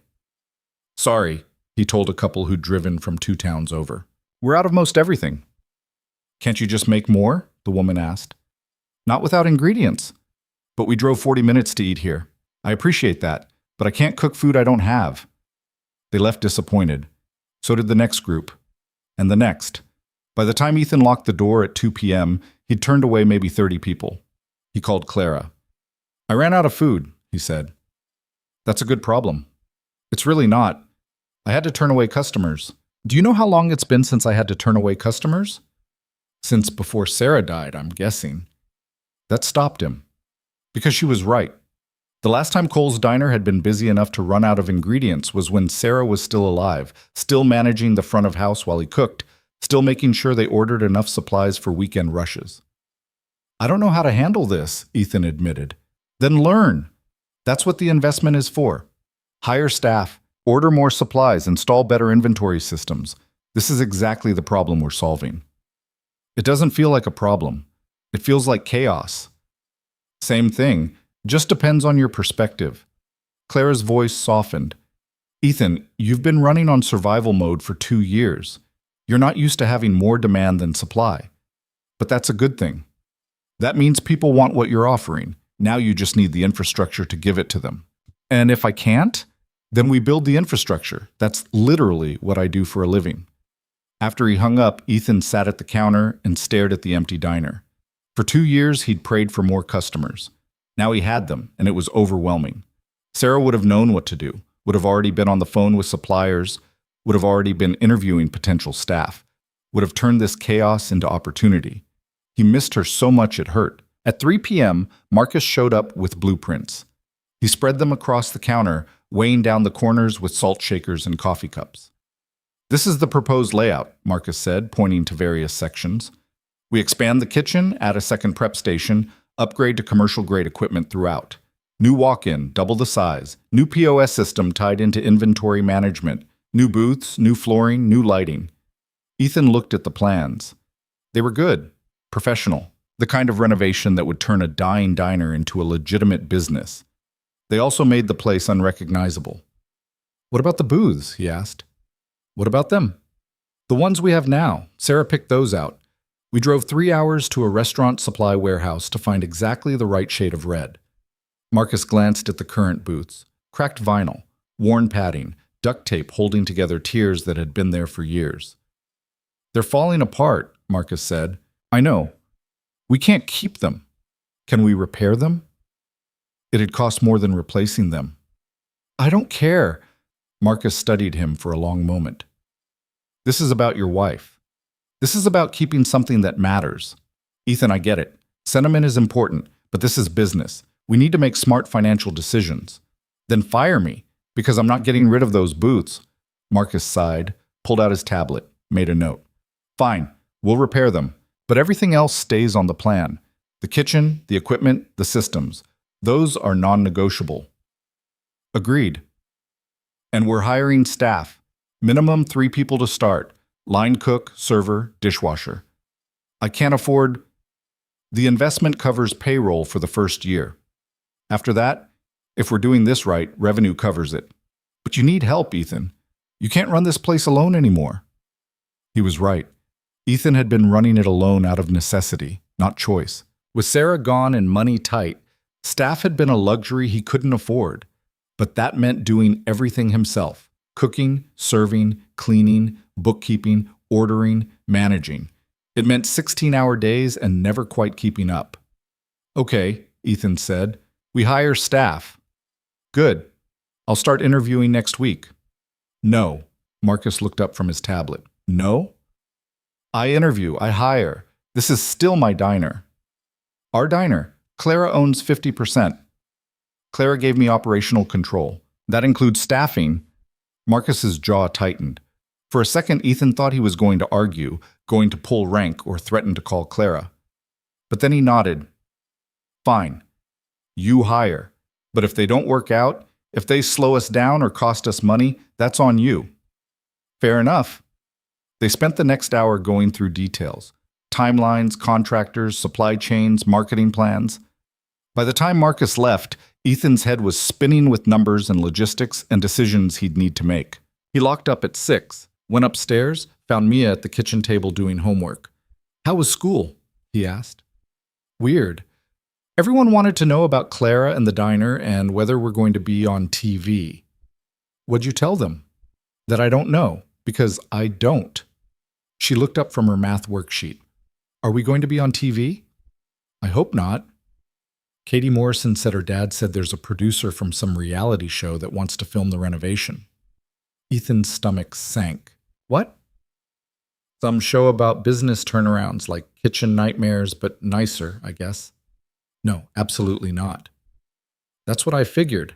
Mia went back to her homework. You should probably tell Marcus before he says yes. Ethan called Marcus immediately. There's a reality show producer? He said without preamble. Yeah. I was going to mention it tomorrow. They're offering good money. I don't care about the money. We're not doing it. Ethan, it's free publicity. Do you know how much a marketing campaign like that would cost? I don't care. I'm not turning my life into entertainment. Your life is already entertainment. It's all over the news. This way you at least control the narrative. The answer is no. Marcus was quiet for a moment. Clara's not going to like this. Then Clara can call me herself. He hung up, waited. Sure enough, 10 minutes later, his phone rang. You said no to the reality show, Clara said. I said no to the reality show. Can I ask why? Because Mia doesn't need cameras in her face. Because I don't need strangers watching me fall apart if this doesn't work. Because some things should stay private. Even if going public would help the business? Even then. Clara was quiet. Then, okay. Okay. Okay, no reality show. I'll tell Marcus to shut it down. Just like that? Just like that. You said no. I respect that. This is your life, not content. Something in Ethan's chest loosened. Thank you. Don't thank me. Just don't complain when we have to work harder to market this place without the free publicity. I can live with that. After he hung up, Mia looked up from her homework. She said okay?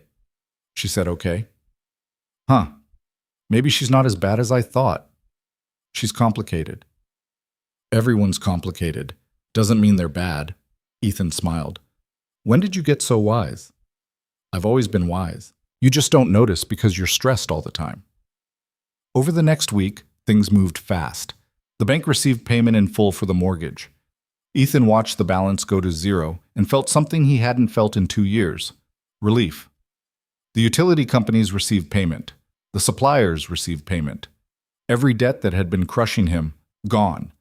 Handled by a wire transfer from Hayes Consolidated like it was nothing. Because to Clara, it was nothing. The amount that had been destroying his life was a rounding error in her accounts. The construction crew arrived on Monday. 6 guys with toolboxes and blueprints, and a supervisor who wanted to know where they should start. The kitchen, Ethan said, because that was the part that needed it most. They tore out the old grill first. The one Ethan had been using for 15 years that had been there when he and Sarah bought the place. It took 3 guys and a lot of swearing to get it disconnected and hauled out. Watching it go felt like losing a piece of history. You okay? Clara asked. She'd shown up unannounced at 8 a.m., wearing jeans and work boots like she planned to help. It's just equipment, Ethan said. It's not just equipment, and we both know it. He watched the crew load the grill onto a truck. Sarah and I had our first real fight in front of that grill. She wanted to expand the menu, add vegetarian options. I said nobody in Denton Falls wanted vegetarian food. We argued for 3 hours. She won. Was she right? The black bean burgers were our third highest seller for 5 years. Clara smiled. She sounds like she was good at this. She was better than me, at all of it. I doubt that. I'm serious. She had instincts, knew what people wanted before they did, knew how to make them feel welcome. I just cook. You do more than cook. You see people. That's rarer than you think. The crew started on the walk-in next, then the prep station, then the plumbing. By the end of the first day, the kitchen was a disaster zone of exposed pipes and disconnected equipment and dust everywhere. How long is this going to take? Ethan asked the supervisor. 4 weeks if everything goes smooth, 6 if we hit problems. What kind of problems? The kind we always hit. He was right. By the end of week 1, they discovered the electrical system was older than they'd thought and needed a complete upgrade. By the end of week 2, the plumbing had issues that required permits and inspections. By week 3, they were behind schedule and over budget. Marcus handled it, managed the contractors, dealt with the permits, kept everything moving. But the delays meant the diner stayed closed longer than planned, which meant no revenue, which meant even with the investment, money was tight. We need to do something to keep people interested, Marcus said during a planning meeting in Ethan's apartment. 4 weeks of construction and we'll lose momentum. What do you suggest? Pop-up dinners. We rent a space, you cook, we invite people who've been asking about the diner. Keep the buzz going while we finish construction. Ethan hated the idea immediately. I'm not a performing monkey. You're a chef. Chefs cook for people. This is just cooking in a different location. It's marketing. It's survival. You want this to work, you need to stay visible. Clara, who'd been quiet through most of the meeting, spoke up. He's right, Ethan, but we do it your way. No cameras, no press. Just an intimate dinner. 20 people maximum. People from town who've supported you. Make it a thank you, not a publicity stunt. That was more palatable. Slightly. Where would we do it? Ethan asked. I know a place, Clara said. The place turned out to be the old community center on 5th Street. Clara had rented it for the night, had it cleaned and set up with round tables and decent lighting. Nothing fancy, but warm, comfortable. Ethan cooked the same menu he'd always cooked. Eggs and bacon for those who wanted breakfast food. Burgers and fries for those who wanted lunch. The black bean burger Sarah had fought for all those years ago. 20 people showed up, Jerry Wu and his wife, Linda Marsh and her partner, Pete Rodriguez with his daughter, a few others who'd been regulars back when the diner was thriving, conspicuously absent, Barbara Chen, Tom Keller, James Morrison, anyone who'd made the last 2 years harder than they needed to be. You didn't invite them, Clara observed. Nope. Good.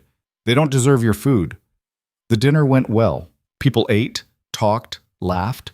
A few of them asked about the renovation, about when the diner would reopen, about whether things would change.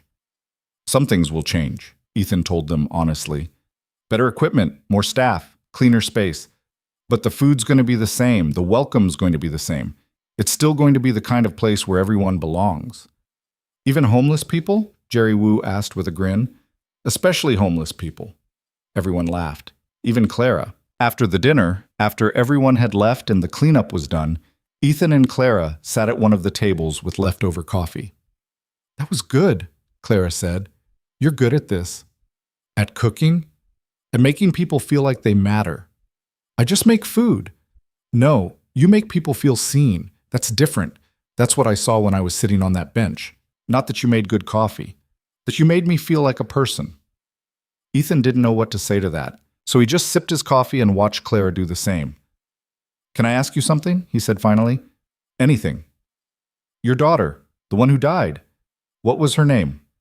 Clara's face did something complicated. Rebecca. Becca. When she was little. What was she like? Stubborn, smart, angry at the world for reasons I didn't understand until it was too late. Clara stared into her coffee. I gave her everything. Best schools, best clothes, everything money could buy. Turns out that's not what she needed. What did she need? Someone to see her, really see her. Not the version of her I wanted her to be. The version she actually was. Clara looked up. She started using when she was 16. I didn't notice until she was 19. By then it was too late. She didn't trust me, didn't want my help, just wanted to disappear. I'm sorry. Me too. Clara's voice was rough. Every day I wonder if someone was kind to her. If anyone treated her like a person instead of a problem. That's why I did the homeless thing. Not to test the town, to see if people like you existed. People who look at someone who's lost everything and still see a human being worth caring about. You found your answer. I found one answer, you. But I also found a lot of Tom Kellers and Barbara Chens. People who see vulnerability as something disgusting instead of something human. You can't save everyone. No. But I can try to build a world where people like Becca have a better chance. She stood up, gathering her coat. That's why this matters, Ethan. It's not about the diner.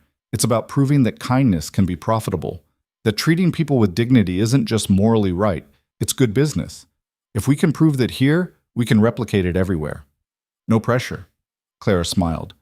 You've been handling pressure for 2 years. This is just a different kind. She left. Ethan sat alone in the empty community center, surrounded by the evidence of a successful evening, and felt the weight of what they were trying to do. Not just save a diner, change how people thought about value and worth, and who deserved help. It was too big, too ambitious, too likely to fail. He was going to try anyway. By the end of week 4, the construction was done. The kitchen gleamed with new equipment. The walk-in was twice the size. The dining room had the original booths, repaired and recovered, but still recognizably the ones Sarah had chosen, surrounded by new flooring and fresh paint. It looked like the diner, but better. Like someone had taken the soul of the place and given it room to breathe. What do you think? Marcus asked. Ethan walked through the space slowly, ran his hand over the new counter, tested the new grill, opened the walk-in and felt the perfect temperature. It's good, he said. Just good? It's really good. Marcus grinned. Damn right it is. Now we just need to staff it. They'd received 67 applications for 3 positions. Ethan interviewed all of them, read every resume, talked to every person, asked about their experience and their goals and why they wanted to work at a diner in a town most of them had never heard of until the news coverage. He hired 3 people. Maria Santos, 32, line cook with 10 years experience who'd been laid off when her previous restaurant closed. Derek Chen, no relation to Barbara, 19, fresh out of culinary school, eager to learn. And Lynn Walsh, 56, server with 30 years experience who said she was tired of corporate chains and wanted to work somewhere that felt real. They started training a week before the reopening. Maria was fast, efficient, unflappable. She took Ethan's instructions and improved on them, suggested workflow changes that made the kitchen run smoother. Derek was raw but enthusiastic. He made mistakes, burned eggs, overcooked bacon, dropped an entire tray of dishes, but he learned from every one. Lynn was perfect. She remembered orders without writing them down, knew how to read customers, made everyone feel like they'd been coming to the diner for years. You picked good, Clara said, watching them work during a practice service. They're good people. Better than that, they believe in what we're doing. The reopening was scheduled for a Saturday. Marcus wanted to make it an event, advertise, invite press, make it a big deal. Ethan said no, just open the doors, see who showed up. Saturday morning, Ethan woke up at 4 a.m., couldn't get back to sleep. He went downstairs at 5, started prep, made coffee. At 6:40, he walked outside and looked at the bench across the street. It was empty. Clara wasn't there. Would never be there again, not like she had been. But he made a cup of coffee anyway, 2 sugars, heavy cream, left it on the bench. At 7 a.m., he unlocked the door and turned the sign to open. By 7:15, every booth was full. The line stretched out the door by 7:30. Ethan stood at the grill, watching Maria work beside him with the kind of efficiency that came from years of muscle memory, and tried to process what was happening. Every booth full, every counter seat taken, people waiting outside in the morning cold just to get in. We're going to run out of eggs again, Maria said, not looking up from the 6 orders she was juggling. I ordered triple what we normally use. Order more for tomorrow. This isn't slowing down. She was right. The flow of customers didn't stop at 8 or 9 or 10.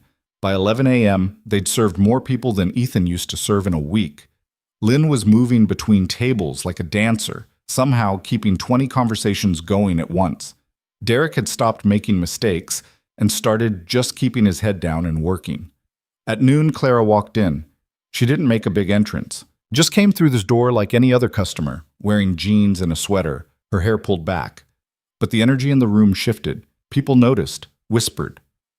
Lynn seated her in one of the booths, the same booth where she'd sat 6 months ago when she was pretending to be someone else, watching through the window while Ethan brought her coffee. Ethan came out from the kitchen, wiping his hands on his apron. "You want the usual?" he asked. "What's the usual?" "Coffee, 2 sugars, heavy cream." Clara smiled. "Yeah, I want the usual." He brought her coffee, sat down across from her for exactly 90 seconds before Maria shouted that they needed him back in the kitchen. "This is good," Clara said, gesturing to the crowded diner. "This is what we wanted." "This is chaos." "Same thing." He went back to work. For the next 6 hours, he barely stopped moving. Cooking, plating, calling out orders, checking inventory, helping Derek when he got overwhelmed. By the time they closed at 8 p.m., Ethan's feet hurt, his back ached, and he was pretty sure he smelled like bacon grease in desperation. But they'd done it. First day back, and they'd served 347 people. The team gathered around the counter after the last customer left. Lynn was counting tips. Derek was soaking his burned hand in ice water. Maria was already prepping for tomorrow.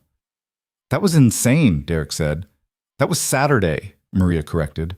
"Tomorrow's Sunday. Gonna be worse." "How can it be worse?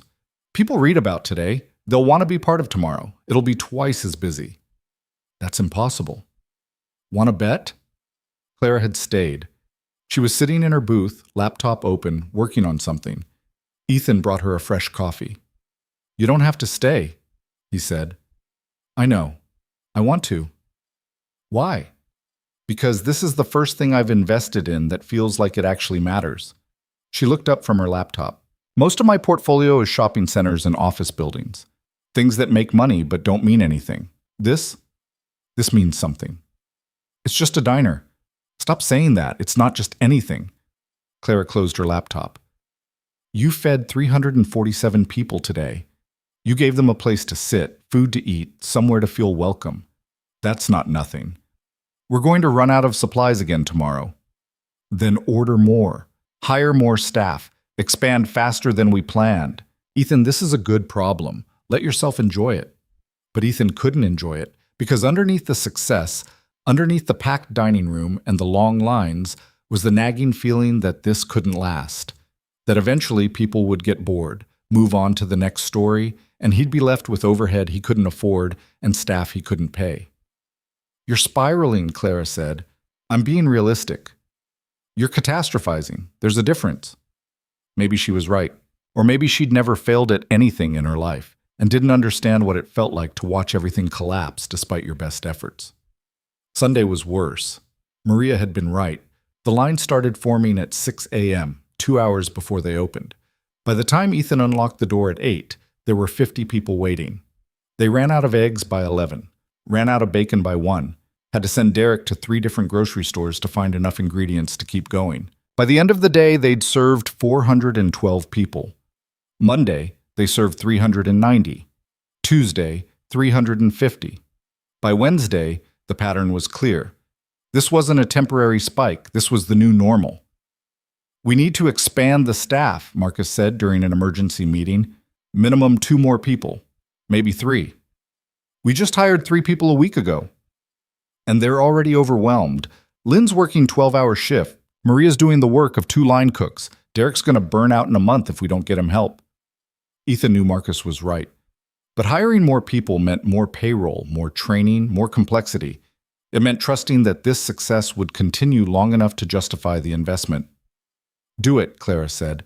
"Hire whoever you need. I'll extend the payroll budget." "You can't keep throwing money at this." "Why not? It's working." "What if it stops working?" "Then we adjust.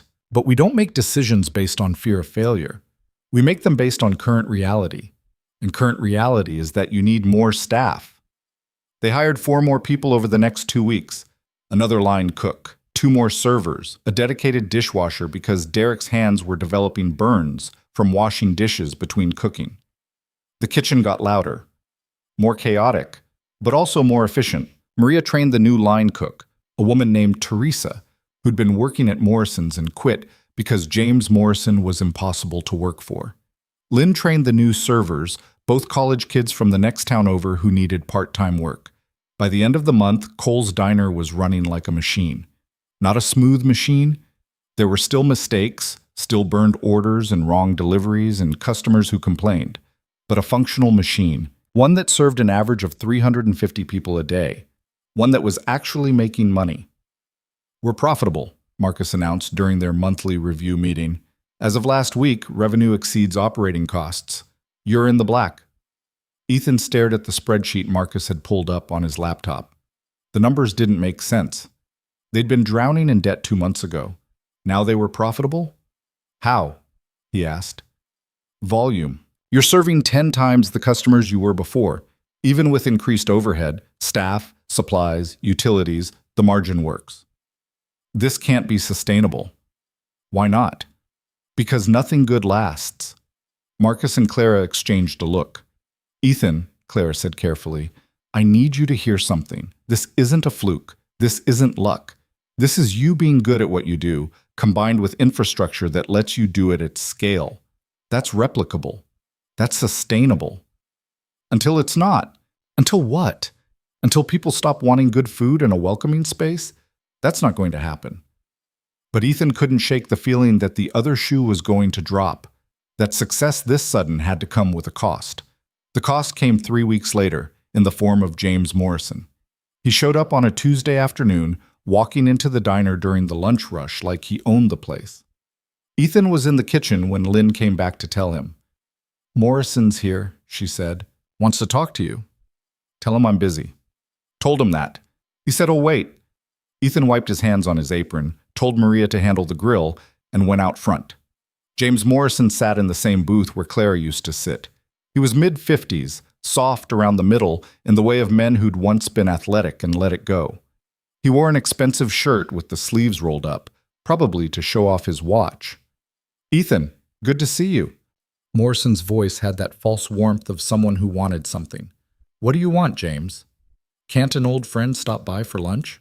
We've never been friends." "Neighborly colleagues, then." Morrison gestured to the seat across from him. "Sit down. Let's talk." "I'm working." "This'll just take a minute." Ethan sat down, not because he wanted to, but because standing felt like giving Morrison the power to keep him waiting. "Hell of a turnaround you've had," Morrison said. "Place was dead 2 months ago. Now you can't keep people away." "What's your point?" "My point is I'm impressed. You've proven there's demand for this kind of establishment. Simple food, good service, community atmosphere. It's admirable." "Get to it, James," Morrison smiled. "I'd like to buy you out." Ethan blinked. "What?" "You're half of the partnership. I'll pay fair market value. You walk away with enough money to retire or start something new, whatever you want, and I take over operations. You want to buy Cole's Diner? I want to buy your stake in it. Clara Hayes keeps her 50%, I buy yours. We turn this into something bigger, maybe rebrand it. Morrison's has the capital to really expand this concept. Open locations in 5 towns, 10.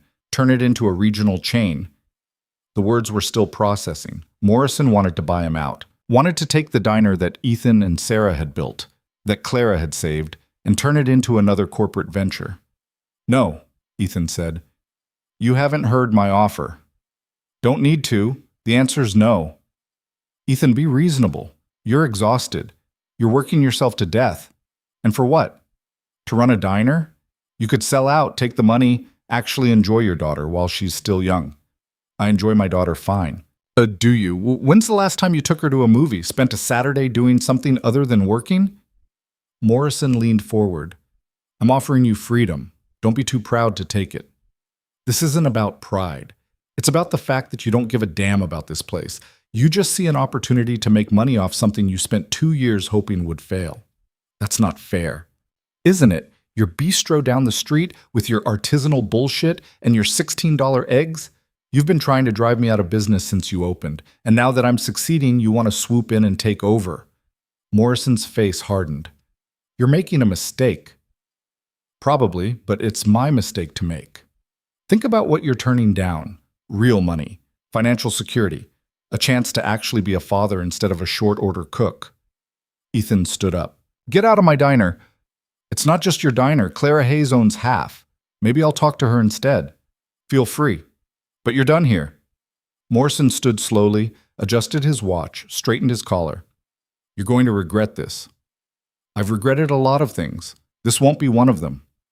After Morrison left, Ethan stood at the counter shaking. Lynn came over, put a hand on his shoulder. You okay? She asked. No, but I will be. He called Clara that night, told her about Morrison's offer. He's going to call you, Ethan said. Try to convince you to sell to him instead of staying partnered with me. Let him try. Clara's voice was sharp. I'm not selling to James Morrison. I'm not selling to anyone. We're partners, Ethan. That doesn't change because someone waves money around. He said I'm making a mistake, that I'm too proud.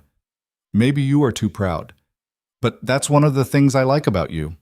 Being stubborn, being unwilling to compromise on what matters. Clara paused. He's right about one thing, though. You're working too hard. When's the last time you took a day off? Ethan tried to remember. Couldn't. Exactly, Clara said. Take Sunday off. I'll come down, help run the place. You spend the day with Mia. You don't know how to run a diner. I ran a $4 billion company. I think I can manage eggs and coffee. The Sunday morning, Clara showed up at 6 a.m. wearing jeans and an apron that said, Kiss the Cook. Where'd you get that? Ethan asked. Amazon. 2-day shipping. She tied it on. Show me how this works. He walked her through the basics, how to work the register, how to call out orders, where everything was kept. She took notes on her phone like she was preparing for a board meeting. This is way more complicated than I expected, she admitted. It's just a diner. Stop saying that. By 7 a.m., Clara was stationed at the register, taking orders with the careful precision of someone who hated making mistakes. Lynn helped her, gently correcting when she rang something up wrong, showing her how to work the coffee maker. Ethan watched for 15 minutes to make sure she wouldn't burn the place down, then went upstairs. Mia was still asleep. He woke her gently. Get dressed, he said. We're going out. Where? Wherever you want. They spent the day in the city, went to the science museum Mia had been asking about for months, had lunch at a restaurant where someone else did the cooking, saw a movie in an actual theater instead of their laptop screen. By the time they got home at 8 p.m., Ethan felt more relaxed than he had in years. Clara was still at the diner helping with cleanup. She looked exhausted. How'd it go? Ethan asked. I have new respect for what you do. My feet hurt. My back hurts. Someone yelled at me because their eggs were too runny. Welcome to food service. I'll stick to corporate acquisitions. Thanks. She untied her apron. But you were right. This is good work. Hard work. The kind that actually matters. Over the next 3 months, the pattern held. The diner stayed busy. Staff settled into routines. Revenue kept climbing. Marcus started talking about expansion, opening a second location in the next town over. Then a third, building the brand Clara had talked about from the beginning. Ethan resisted at first, but Mia, of all people, talked him into it. Dad, you're good at this. Why not let other people have what we have? Because it won't be the same. So, it'll be different. That doesn't make it bad. She sounded so much like Sarah in that moment that Ethan's chest hurt. They opened the second location in October, a town 40 minutes away that had the same demographics as Denton Falls, the same need for community space. Ethan hired a manager he trusted, trained the staff himself, made sure they understood what Cole's Diner was supposed to be. It worked. Within 2 weeks, the second location was just as busy as the first. By December, they were planning a third. This is getting big, Marcus said during a strategy meeting. Hayes Consolidated wants to talk about taking this regional, maybe national, eventually. Slow down, Ethan said. We've been open for 6 months. We're not ready for national. We could be. With the right infrastructure, the right investment? No. Ethan's voice was firm. We grow slow. We grow right. Every location gets the same attention, the same training, the same values. We don't sacrifice quality for scale. Clara backed him up. Ethan's right. We're building something sustainable, not something fast. Marcus, put together a 5-year plan. Conservative growth. No more than 2 new locations a year. Marcus looked like he wanted to argue, but he didn't. Just nodded and made notes on his tablet. After the meeting, Clara pulled Ethan aside. "You're getting good at this," she said, "the business side." "I'm learning." "You're doing more than learning, you're leading." "I just don't want to screw this up." "You won't. You care too much." Christmas came. The diner stayed open, served people who didn't have anywhere else to go. Clara showed up at 6 a.m. with Mia, both of them wearing matching Santa hats that Mia had insisted on. They served breakfast to 80 people, single parents with their kids, elderly folks who would have been alone otherwise, a few homeless people who'd heard that Cole's Diner didn't turn anyone away. Ethan made Clara's coffee, 2 sugars, heavy cream, handed it to her across the counter. "Merry Christmas," he said. "Merry Christmas." Mia was helping Lynn serve, wearing her own small apron, carefully carrying plates to tables. She was growing up, 12 now, almost a teenager, beautiful and confident and kind in ways that would have made Sarah proud. "She's a good kid," Clara said, watching Mia work. "She's the best thing I ever did." "Better than the diner?" "The diner's just a diner," Clara smiled. "You're still saying that, huh?" "It's still true." New Year's came. They closed early, went up to Ethan's apartment, watched the countdown on TV. Ethan, Mia, Clara. An odd little family, but a family nonetheless. At midnight, Mia hugged them both and went to bed. Ethan and Clara sat on the couch, drinking coffee, even though it was late, and they probably wouldn't sleep. "You changed my life," Ethan said. "You changed mine first." "I just gave you coffee." "You saw me. When everyone else looked away, you saw me." Clara set down her cup. "You know what the funny part is? I came here to test people, to see if anyone would pass. But you weren't taking a test. You were just being yourself. That's what made it matter. I don't know how to be anyone else." "Good. Don't learn." They sat in comfortable silence. Outside, fireworks were going off somewhere, the new year stretching ahead with all its possibilities. "I need to tell you something," Clara said. "Okay." "I'm attracted to you, have been for months, and I don't know what to do about it." Ethan's brain stuttered. Of all the things he'd expected her to say, that wasn't on the list. "Oh," he said, because he was eloquent like that. "You don't have to say anything. I just needed you to know. We're partners. We're friends.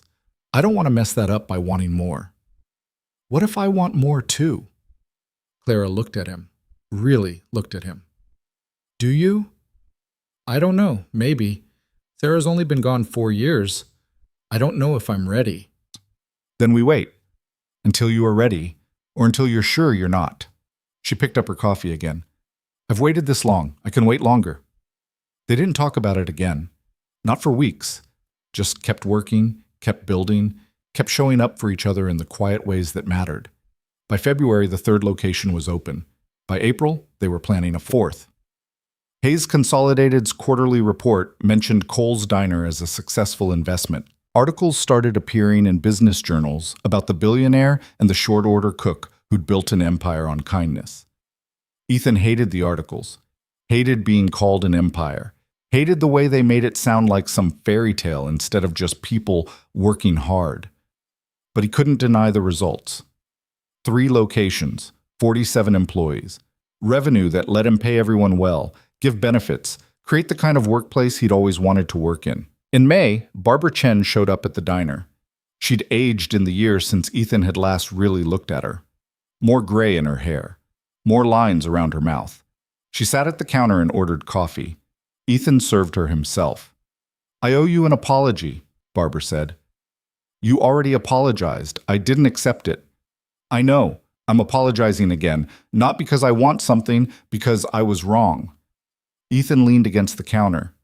"What changed?" "I watched what you built here. Watched you prove that doing the right thing can also be good business. And I realized I've been doing everything backwards." Barbara's hands were shaking slightly around her coffee cup. "My shop's struggling, has been for a year, and I kept blaming everyone else, online shopping, the economy, whatever. But the truth is, I forgot how to see people. I forgot that business is about relationships, not just transactions. I'm sorry you're struggling. Don't be. I earned it. She took a sip of coffee. This is good. Better than I remembered. Same coffee I've always served. Maybe I'm just tasting it different. They talked for 20 minutes. Not about business, just about life. About how hard it was to keep going when everything felt like it was falling apart. About the difference between pride and stubbornness. When Barbara left, she paid for her coffee and left a $10 tip on a $2 order. She's trying, Lynn said, watching Barbara walk away. Yeah, she is. In June, Ethan took Mia to visit Sarah's grave. They hadn't been in months, maybe longer. He'd been too busy, too caught up in survival and then success to make the time. Hey, Mom, Mia said, kneeling by the headstone. We're doing okay. Better than okay. Dad's got a partner now. Her name's Clara. She's pretty cool. A little weird, but cool. Ethan knelt next to her, put his hand on the cold granite. I kept my promise, he told Sarah. Took a while. Took some help. But I kept Mia safe. Kept the diner going. We're going to be okay. Mia leaned against him. Do you think she knows? About Clara? Your mom? Yeah. I think if she's watching, she's probably relieved someone's making sure I don't screw this up completely. Do you love her, Clara? It was a child's question, direct and impossible to dodge. I don't know, Ethan said honestly. I care about her. I trust her. Is that the same thing? I don't know either, but I think Mom would want you to be happy. I am happy. You could be happier. Smart kid, too smart. In August, 1 year after Clara had revealed herself, they had a party. Invited everyone who'd been part of the journey. Staff from all 3 locations. Regulars from the early days. Even Marcus, who'd loosened up enough to almost be fun. Clara gave a speech. Talked about second chances and community and the difference between charity and partnership. Talked about what they'd built together. Then she handed the microphone to Ethan.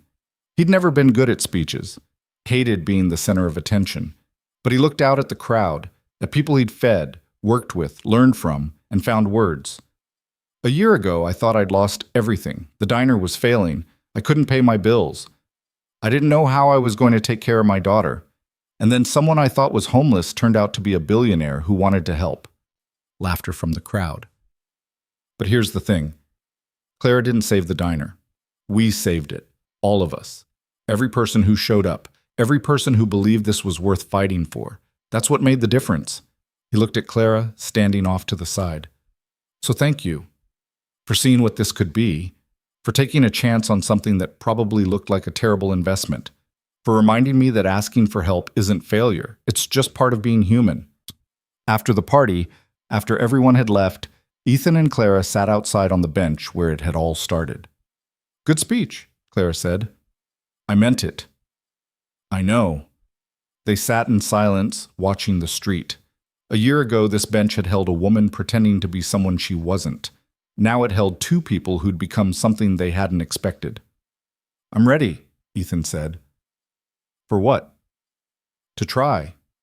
You and me. Whatever that looks like. Clara was quiet for a long moment. You sure? No, but I'm doing it anyway. She laughed, took his hand. That seems to be your approach to everything. It's worked so far. They sat there, hands linked, watching Denton Falls settle into evening. Tomorrow they'd open the diner, serve customers, make decisions, keep building. But tonight, they just sat together. 2 people who'd started as strangers, became partners, became friends, becoming something more. Inside the diner, the lights were on. Through the window, Ethan could see Mia setting tables for tomorrow's breakfast service. She looked up, saw them sitting together, and smiled. Everything wasn't perfect. The 4th location was having staffing issues. Morrison's was still trying to compete. There were bills to pay and problems to solve and 100 things that could go wrong. But Ethan had learned something over the past year. Perfection wasn't the goal. Showing up was the goal. Doing the work. Seeing people. Making space for kindness even when it was inconvenient. That's what mattered. That's what lasted. Clara squeezed his hand. You want coffee? He asked. Always. He made 2 cups, 2 sugars and heavy cream for her. Black for him. Brought them outside. Sat back down on the bench where every morning for 6 months he'd handed a cup to someone who needed it. where every morning for the rest of his life, he'd remember that the smallest acts of kindness could change everything. The coffee was good. The company was better. And for the first time in 4 years, Ethan Cole felt something he thought he'd lost forever: hope.